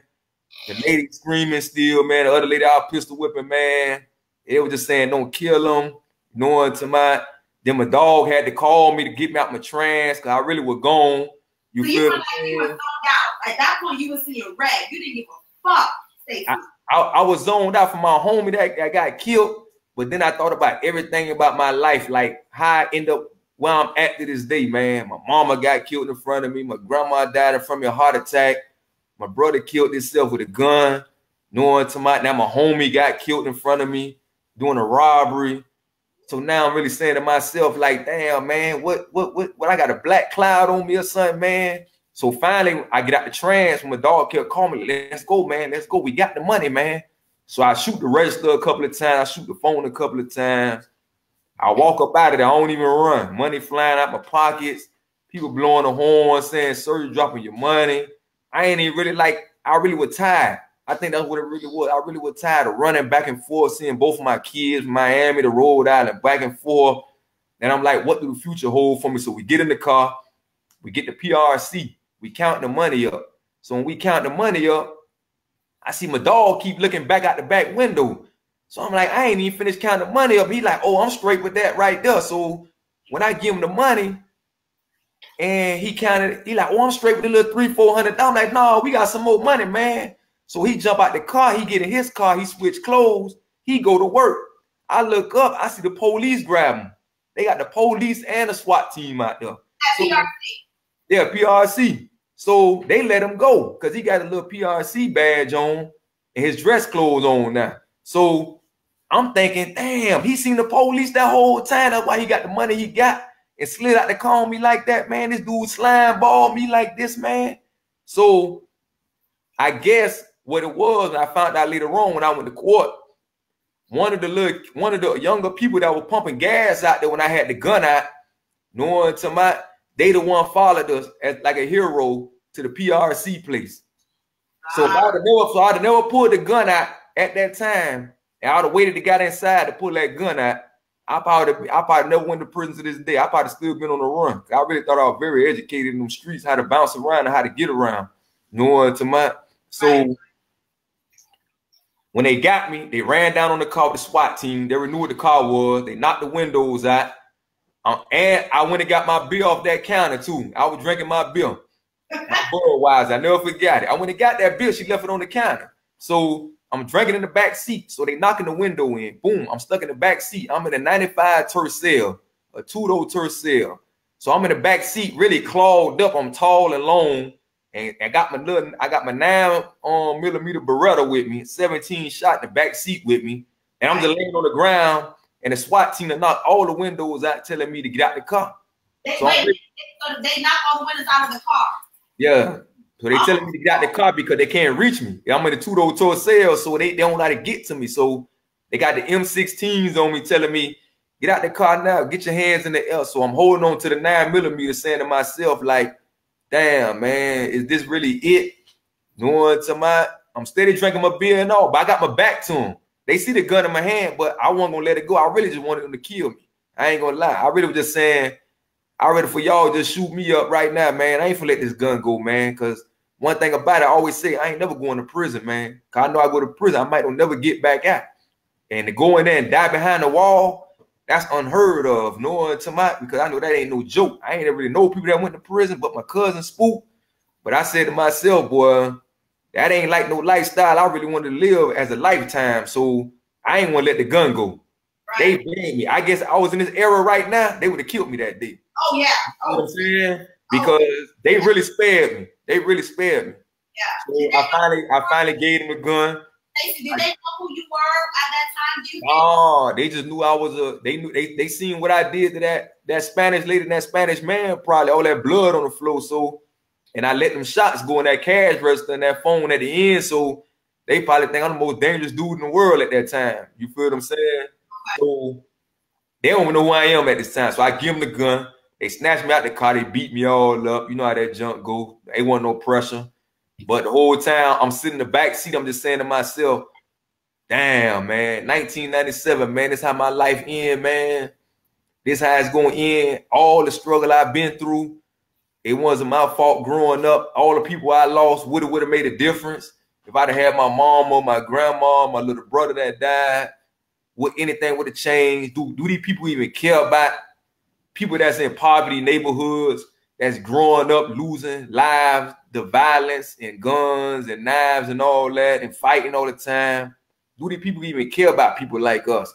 And I'm just sitting in the back seat saying, I might be better off in prison because at least I'm going somewhere I might can understand everybody that's around me finally, than being out here where nobody really understand me, where they think I'm doing crazy stuff. But in my hood, in Richmond Heights, in Carol City, it's in Liberty City, it's like that's the norm I grew up with, people doing wrong. And it's like that was normal. Police even come out and wave at certain dudes out there drinking and smoking at the basketball court. They be like, you staying out of trouble, man? I was a kid. So I'm looking at it like, dude, who really cares? So really, you might as well send me in a cesspool where people vibe like me and think like me, because at least I know they come from the same areas, from different cities and different counties and states from where I'm from. So you had convinced yourself at that point that prison was where it was after you. That you, in your mind, as you're sitting in the car and all of this is happening, you're surrounded by police, the car windows are busted out. You said, you know what? Maybe prison is where I need to be at anyway, because those people can more relate to what it is that I'm going through. Is that what you're saying you were kind of thinking at that time? Yeah, son kept telling me like I might have a chance. I don't know what chance I thought I had back then, but thank God, boy, because them 55 years they gave me, I only did 21 of them. I still got 34 more years on that sentence to complete. And I'm out here right now talking on the show with you right now. You feel what I'm saying? Stacey, where was your dad? When all of this was going on, where was your dad? Oh, he was living in Miramar, Florida. He bought a house out there in 94, but we ain't had no contact like that. I vibed with him one time when I came back from up there with Taz in 94. I turned myself in for the juvenile program and did 6 months in the juvenile program. And we were doing good for like a week. Then he threw me right back out after a week in 95. So you know where that went. I was trying to do something positive. It was so many times I tried to do something positive, but this dude, my dad, like we just bump heads. He felt like he wanted to do something positive for me, but every time something positive that tried to come out, it turned to a negative. So I learned in 95, I did them 6 months from 94 to 95. I went to wilding again. But then I changed again. I went to Job Corps. I went to Carol City Job Corps on 183rd off 32nd, behind the flea back then. So I was doing positive stuff until I broke my ankle in a basketball game. And then they put me on 30-day leave. Then it went from downhill again. Went to biting the dust again. Like I just couldn't get away from the negative things in my life. But now I really use the negative things that I'm trying to let people know that their lives ain't that bad as they seem. Because people out there worse, it's people out there worse lives than what I'm explaining to you right now. That's living worse than me, right? They living daily with it. It's about being molested, raped by parents or uncles and nephews and brothers and sisters. So really, my story is really to encourage people, man, that them people gave me 55 years, man. These dudes in prison, man, told me I'm finna do them 55 years, man. I was caught red-handed. Ain't no way I can get that time back. But I said to myself, man, God's grace, man, I know he got another plan for me, man. Let's talk a little bit about, so you're, even though you did 21 years, what were you actually sentenced? I was sentenced 32 years for the Burger King case. Okay. That was my first offense. That's my first trial I ever lost. And they disappointed my family. My family didn't understand the law back then. You feel what I'm saying? And it really was sad because it's like, man, they really think the court system is really a real judicial system like they watch on TV. You feel what I'm saying? If you broke, man, you from the poverty neighborhoods, man, you ain't got no real money from no real attorney, man. You really in kangaroo court. That would be called it, man. It's a joke, man. You feel what I'm saying? Stacey, what I want to ask you a little bit about, so I want to just go back a little bit, right? So you have been captured, you have been convicted, and now here you are facing decades of life in prison. I want to talk just a little bit about what life in prison was like for you, right? So here you are, you've been sentenced, you're on your way back from court, you know officially I got at least 3 decades in here, right? You're faced with this. What were some of your challenges in prison? And you and I actually, because of course, you know, Stacey, I have a partner, so you know I'm in the lifestyle. So one of the things I kind of asked you a little bit about is, you know, homosexuality in prison and how that impacted you. What your take on was, what your take was on it. So I just to kind of break it down a little bit. You're now faced with the prison time. Here you are. You know, we watch all of these prison shows on television where they show us, you know, it's important to be affiliated with a large group of people or you'll get beat. You know, the joke in prison is don't drop the soap. So we, of course, of all of us out here that have never been to prison, the only thing that we have to kind of give us a tidbit on what prison is like is television, which some of it might be true, but a lot of it might not be true.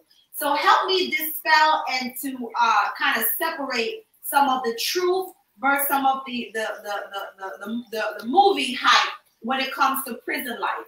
What is prison life really like?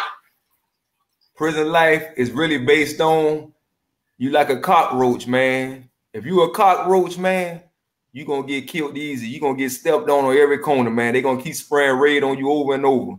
So one thing I learned from prison by the older dudes before I even got there, he said, listen, man, I'm gonna tell you one thing, man. You're gonna have to make some examples out of some dudes, man. And once you make them examples gonna follow you. He says it's best to do it the early part of your bid, because if you fighting your cases, you can't be on CM, which is called closed management in the state of Florida. That means you're doing a term of 6 months or longer behind the door, up to 5 years or longer. So he like, listen, sacrifice your earliest time for hurting dudes. Because if you wait till you go to working on your case, what's going to happen is you're going to get time barred because you getting caught up in too much foolishness. You know what I'm talking about? So when I got to prison, I was making examples out of dudes in Dade County Jail. You feel what I'm saying? So really, Dade County Jail prepared my mind for prison, because I realized once I got to prison, Dade County Jail was actually wilder than prison. And a lot of people don't believe that unless they watch the National Geographic shows where it show you that Dade County Jail is one of the worst county jails in the United States, boy. Knowing the main jail. So we had knives and all that in there. I caught an outside charge February 27, 2001 in the county jail. I had, me and my dog them had to mess a dude up, you know, into my real bad, and they gave us an outside charge. I ended up getting 20 years for that though. Oh wow. In prison. Why you were in prison? Now that's in the county jail. February 27, 2001. They look it up, they'll see it. They're gonna see aggravated battery on a detainee with a deadly weapon. They gave me 20 years sentence for that though, because it go up a degree. Because when you hurt people inside the prison system or county jail, the degree might be 2nd degree on the street, but when you get inside behind the wall, it escalate high because you come a real dangerous risk in there, and they got to watch people like you when you dangerous like that. So they put me on that level like that. So Dade County Jail prepared me way beyond prison. Cause I got to prison. Prison was like they raping and all that, but they were raping cowards and dudes really like couldn't embrace the life. Me, I felt like I ain't have nothing. I'm coming to prison 55 years. You want to I'm getting at the age of 75 years old. So really, I was already turned up when I got there. I made my examples from the county jail, and them stories followed me to prison. I made some more examples in there because I already know I was small. Knowing to I got good hair and all that, so I ain't want to do the wrong attention. You feel what I'm saying? So I made my examples early, boy. I left the game early. Stacey, I will say, you know, as a woman that loves women, you are a very handsome man. So yes, I understand. You probably definitely would have had some serious issues had you not set that precedence as to what you will stand for and what you will not stand for. Let me ask you a quick question. And I know you and I talked a little bit about this. And I know a lot of people are curious about this. And your response to me was actually very surprising. And I think it's going to be surprising to a lot of people as well. I want to dip into a little bit of the homosexuality in prison. Remember our conversation we had about that? That's right. So, first of all, I want you to set it very clear as to where you stood with that and your experience. But I want to talk a little bit about, give me the real tea on homosexuality in prison, what goes down. You know, just because you're in jail or you're in prison, excuse me, for 50 years or whatever the case may be, should people just assume that you were a part of the lifestyle or that's what you did? Just talk to me a little bit about that. See, what it is, see, they hear, oh, dude did all this time in prison, man, and this is what he did when he come out. Now you want to mess with girls and all this here. But see, I was a legend in prison, man. Just like I was a legend in Carroll City, Richmond Heights, and Liberty City, I was a legend, man, in prison, man. All the young dudes until 2018, from 1997, man, followed me, man, because I showed them a whole different side of life, man, how to survive in here, man. Most dudes mess with homosexuality, man, because they have no income funneling in. And when you got no income funneling in, usually, I don't want to give them a term, but the other side, when you deal with them, they keep a hustle. You feel what I'm saying? They wash clothes, they do this, they're a trick. So a lot of dudes are really like, ain't got no hustle in their blood. They'll sell a soul for a ramen noodle soup and a bag of chips every night. You feel what I'm saying? So if you ain't got no principle more, like these streets right now, and I'm out here now, only been out here like 6 months or some change now, it ain't no principle and morals out here no more. Nobody really don't hold no loyalty no more. You feel what I'm saying? It's sad for me to come out here and see all this because I'm preaching this in prison, and it's sad because it's not even preached out here. But I got young dudes actually listen to me about that homosexuality junking up, because I'm telling them that once you get involved in that there, man, you lose every respect from all the real gangsters in here who really got your back. And one thing about it, you need the real gangsters on your back, because the police gonna try to outnumber you, but you gonna have some homies really gonna ride for you because you real. You might get in an altercation where you outnumbered by gang members or anything, but if that's your MO, dealing with homosexuality, you like a blind eye to everybody in there. Like me, anybody know me, I did 21 years and I never joined the gang in the state of Florida prison. And gangs are a big thing in prison. And they offer me OG spots in there because I didn't deal with the homosexuality. They needed a man like me to lead them. But I really just gave them game from a distance, like, listen, man, I know you got a lot of time, homie, but it's a lot of things in life. You could build another world in here, man. Don't never stop because your friends are baby mamas or wives cut you off while you out there, man. One thing I know is, man, you build a new life when you in there. So the girls that leave you, don't go and run to a homosexual type dude because you lonely, because you feel like my girl ain't showing me no attention on the street. She ain't sending me no letters. She ain't coming to visit me. She ain't sending me no money. So a lot of homosexuals in there, they feed off that the weak. And when you weak, they prey on you. They gonna feed you. You smoke cigarettes, they gonna make sure you got cigarettes. They gonna make sure you got some weed to smoke, because a lot of people can't handle doing time. So they need somebody to lean on and somebody to say they care for them and love for them. So it's really sad, but there's a lot of gang members that's gay.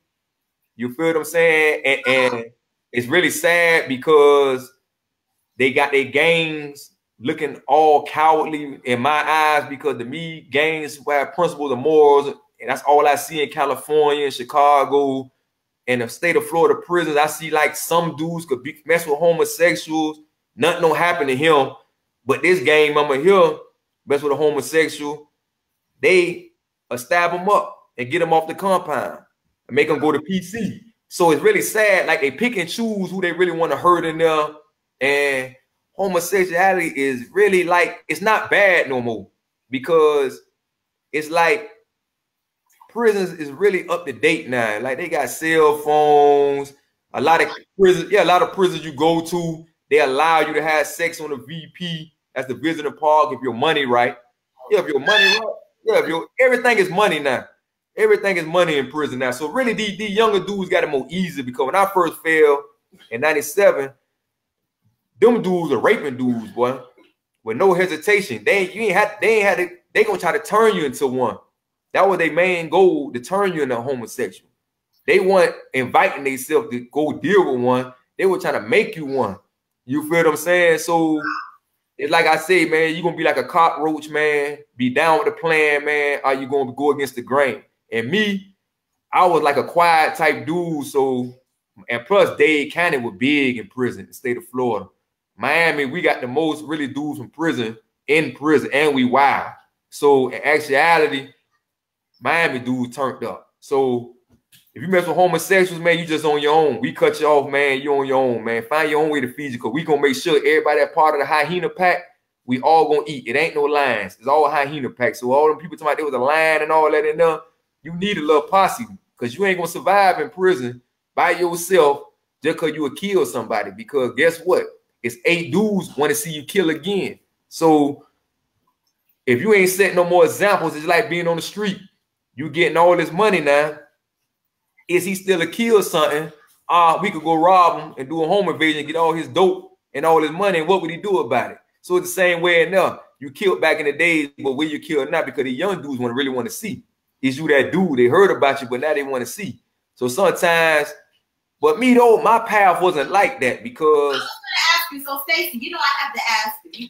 You follow me on all of my Twitter, my Instagram, my Snapchat. You know I'm out there, so I have to ask this question, my brother. And I'm asking this question not only for clarity for me, but I just want to make sure that it's clarity for everybody that's watching.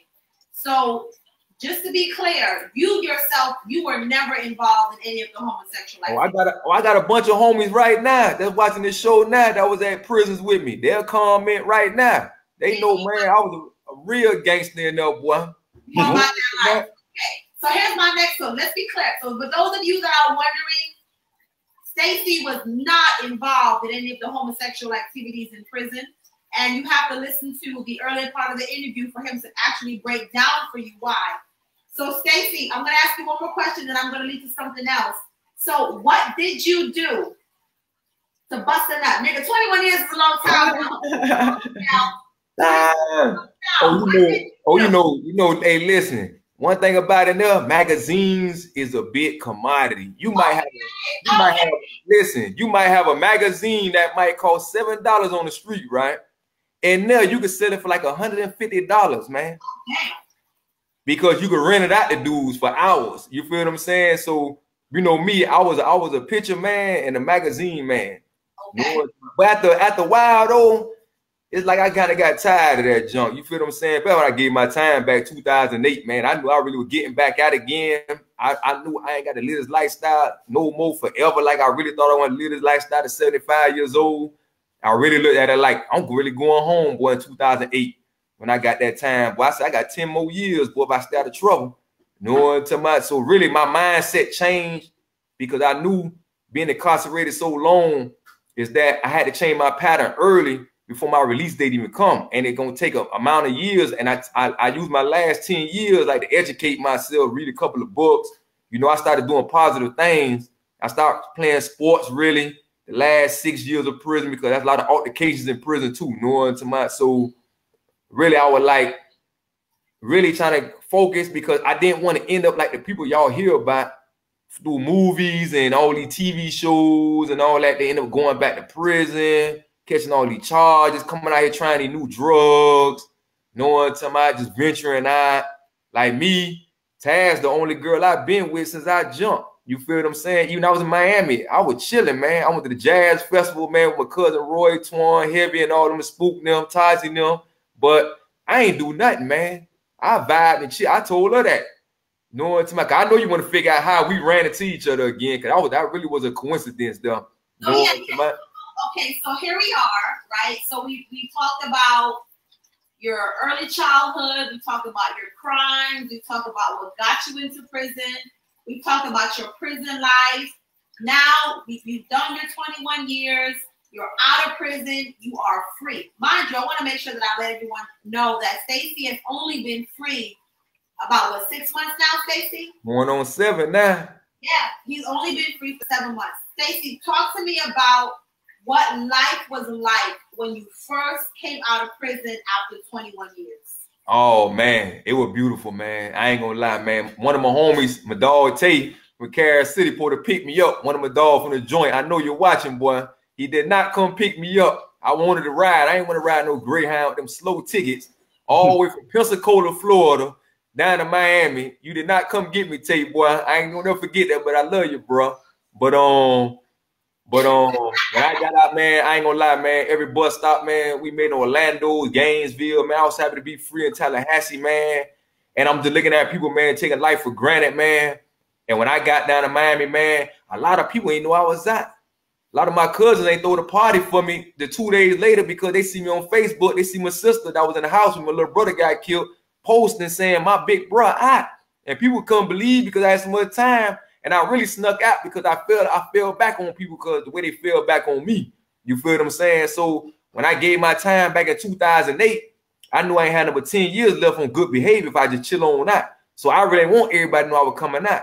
So my cousin Roy, my cousin Heavy, cousin Spook, Tazi, knowing to my little bro Stick, Ron, all them, man, Tay, they all show love, man. They took me out to eat. My auntie, them, man. They show love, man. Listen, I was in the halfway house in Fort Lauderdale, Florida, man. Right in the hood. Knowing they were trying to get my mentality back in order. Maybe I was already in order once I jumped. I just chilled on the front porch every day and all night, talking to Taz on the phone all night when I did run back down on the fluke on the internet. Knowing we both trying to cross and holler at our daughter. You feel what I'm saying about something because her phone was messed up.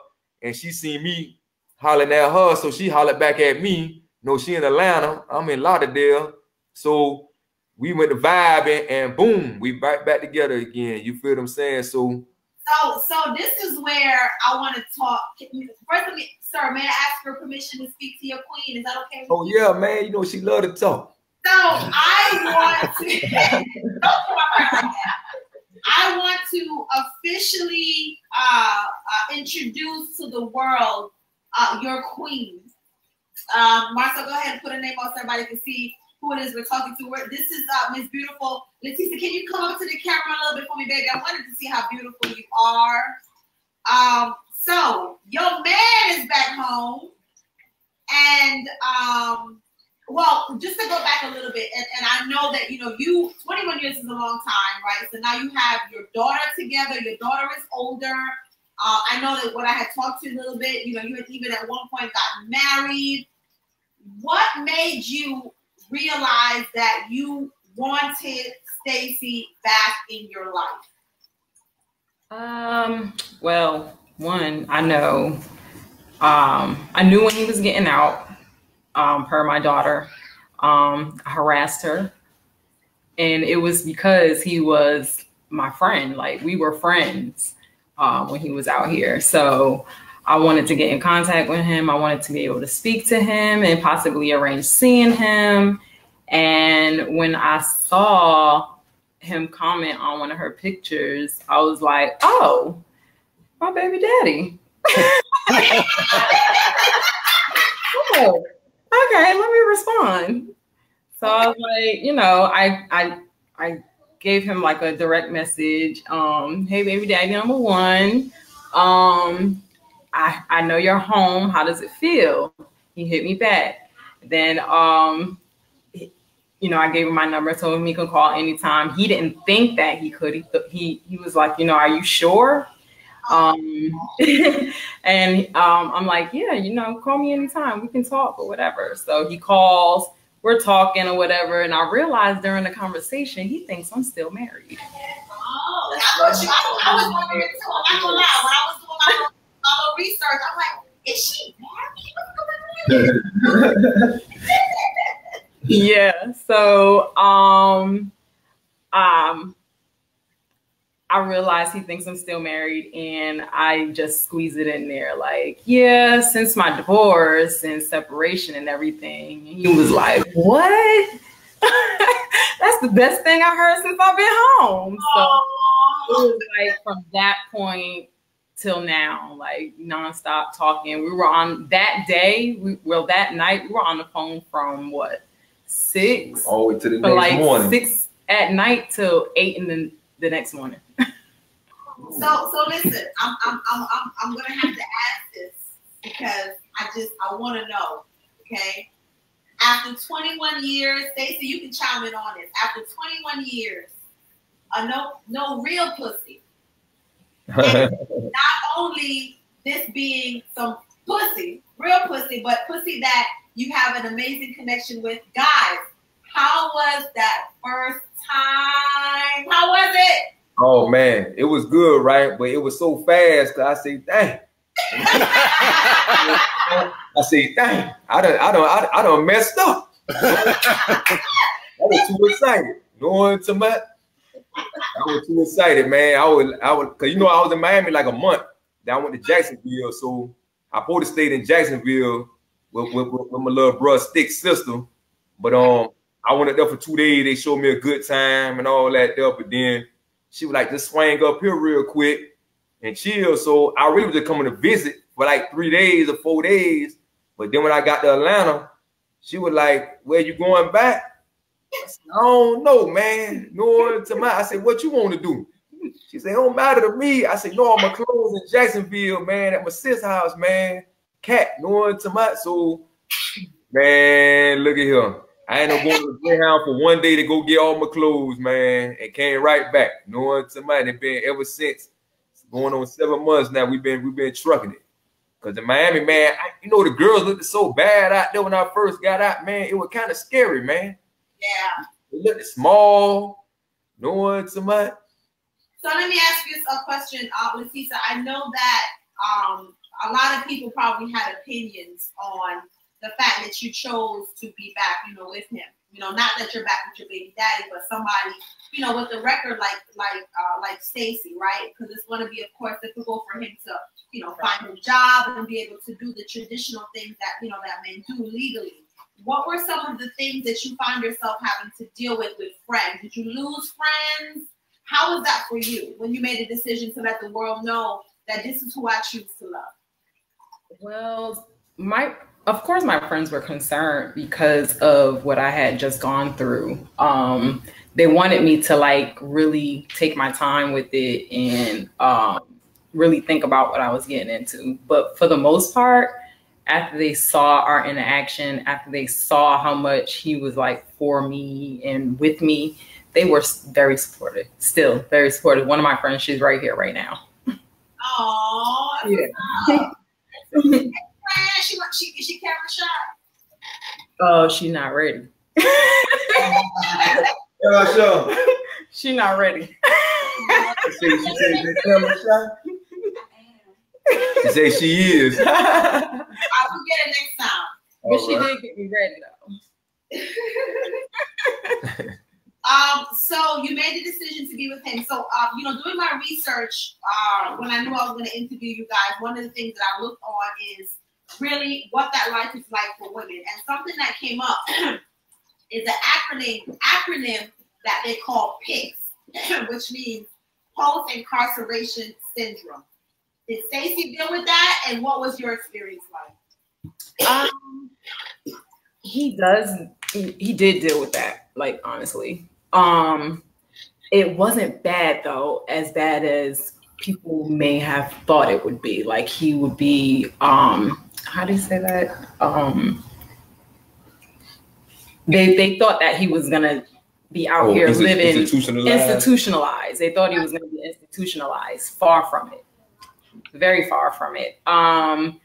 The one thing that I did notice at first, one, he was very happy to be home. He was ready to go. I always say that he was put into a time capsule and shot into the future. And now they brought him back to us because he is so advanced, in his thinking and the way he moves. It's like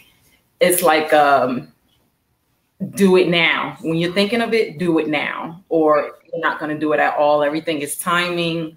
But the one thing I did notice is that he would definitely separate us out here.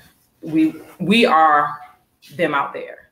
So that was about all that, you know. Oh, and being like in large crowds and stuff. He's good with it now, but when he first came, he wasn't good with large crowds and people moving around him and stuff like that. Why? What were you thinking? Oh, you know, it could go down at any time, boy. I ain't got no escape route.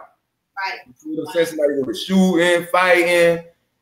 And one thing we learned on the prison yard, man, always good to be last. Be way in the back. Right. Let everybody get through the gate first. So if somebody go to stabbing somebody, knowing somebody, you can see what's going on. Keep everything in front of you. Once you become part of a crowd, that means you mixing in the world that you really don't understand.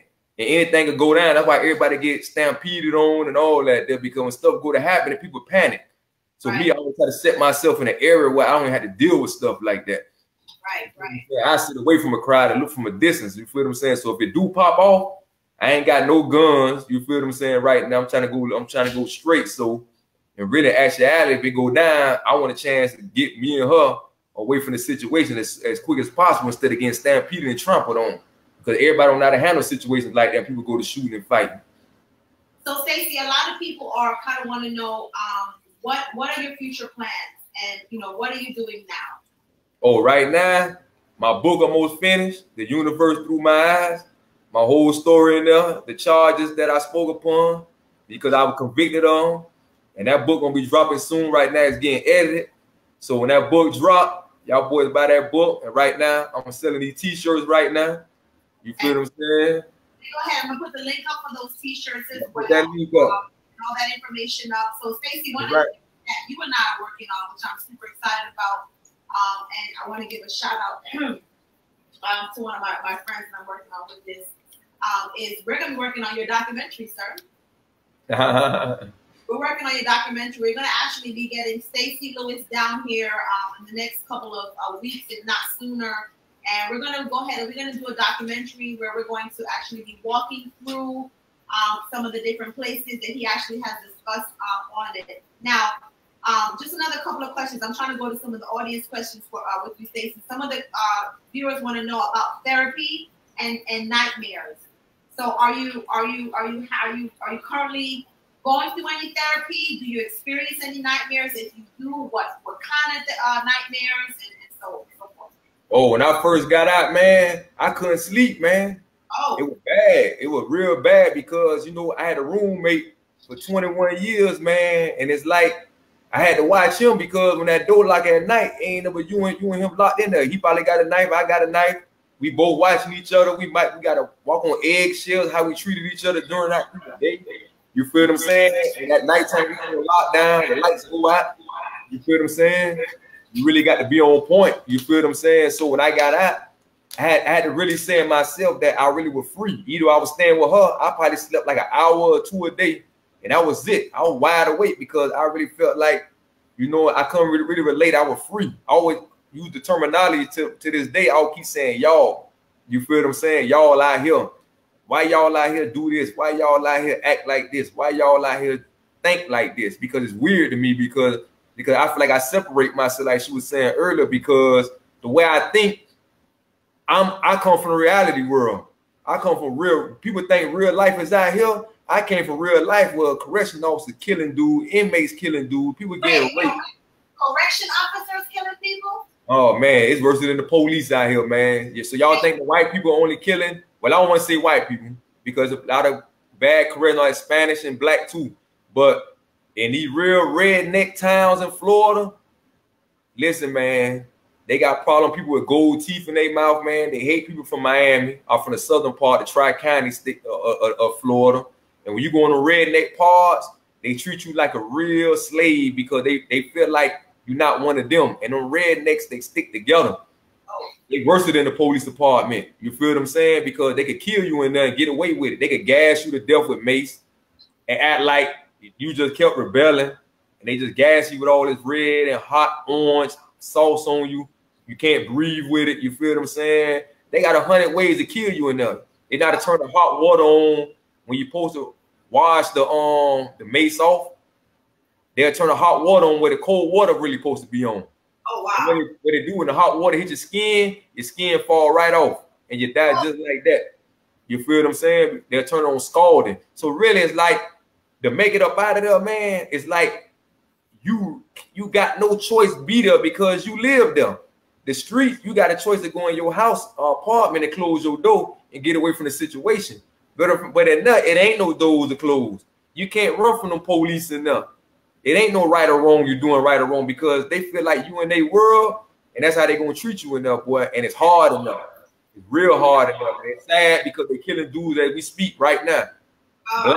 Blacks is dropping like flies in Florida State Prison, man. That's why they keep switching out the attorney generals over all that junk, man, investigating all these prisons, man, because that's why they put all these cameras up in all these Florida prisons, which they supposed to been had in prisons, and they've been getting away with killing a lot of black inmates. Ain't never making home. Can you picture, man, somebody call you from prison and say, is your son named this, man?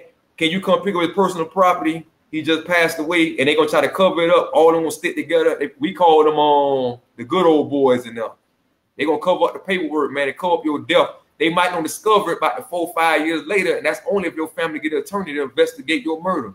So it's sad enough, man. You feel what I'm saying? So by me being free, I had to wake up every day to realize that I'm really free because any given day, man, the police beefing with your roommate, man, they gonna give you the business too because they feel like y'all inmates against them, so you become part of the problem too. So really, if your inmate talking crazy to the police, you got to be up all night because you don't know they finna run down in the room and get both of y'all. So I plant knives on you, anything, man. That jive crazy enough, man. You can't even explain what people going through this when they call you and say, "Oh, I'm doing good in here, man. I'm all right." They lying, man. They just try to make you calm down, man. I hear, man, take that worryation away. Them dudes in there weighing it, man. They got no rights. They give you a book called Chapter 33 with all these rules in it. But the police got another rule book that overrule that rule book. You feel what I'm saying? So you can't win. You're in a no-win situation there. So I'm glad to be out, man, to have my own ideas, man, my own choices, man. You helping me out with the documentary now. And I got this book that's going to drop, man. So really they say what I got planned for the future, man. What I really got planned is, man, I really want to be a speaker, man. I know my speech and grammar ain't that good, but I really could tell a story, man, that could relate to kids, man, that's really thinking that they lost and they can't be found, man. And these kids out here thinking that, man, I ain't got nothing to live for, man. I'm joining gangs. I'm getting on drugs. I'm going the wrong way. And they think that's the way because they feel like that's the only way. And I really want to speak to a lot of these kids out here, man, because the grown folks, man, y'all really grown.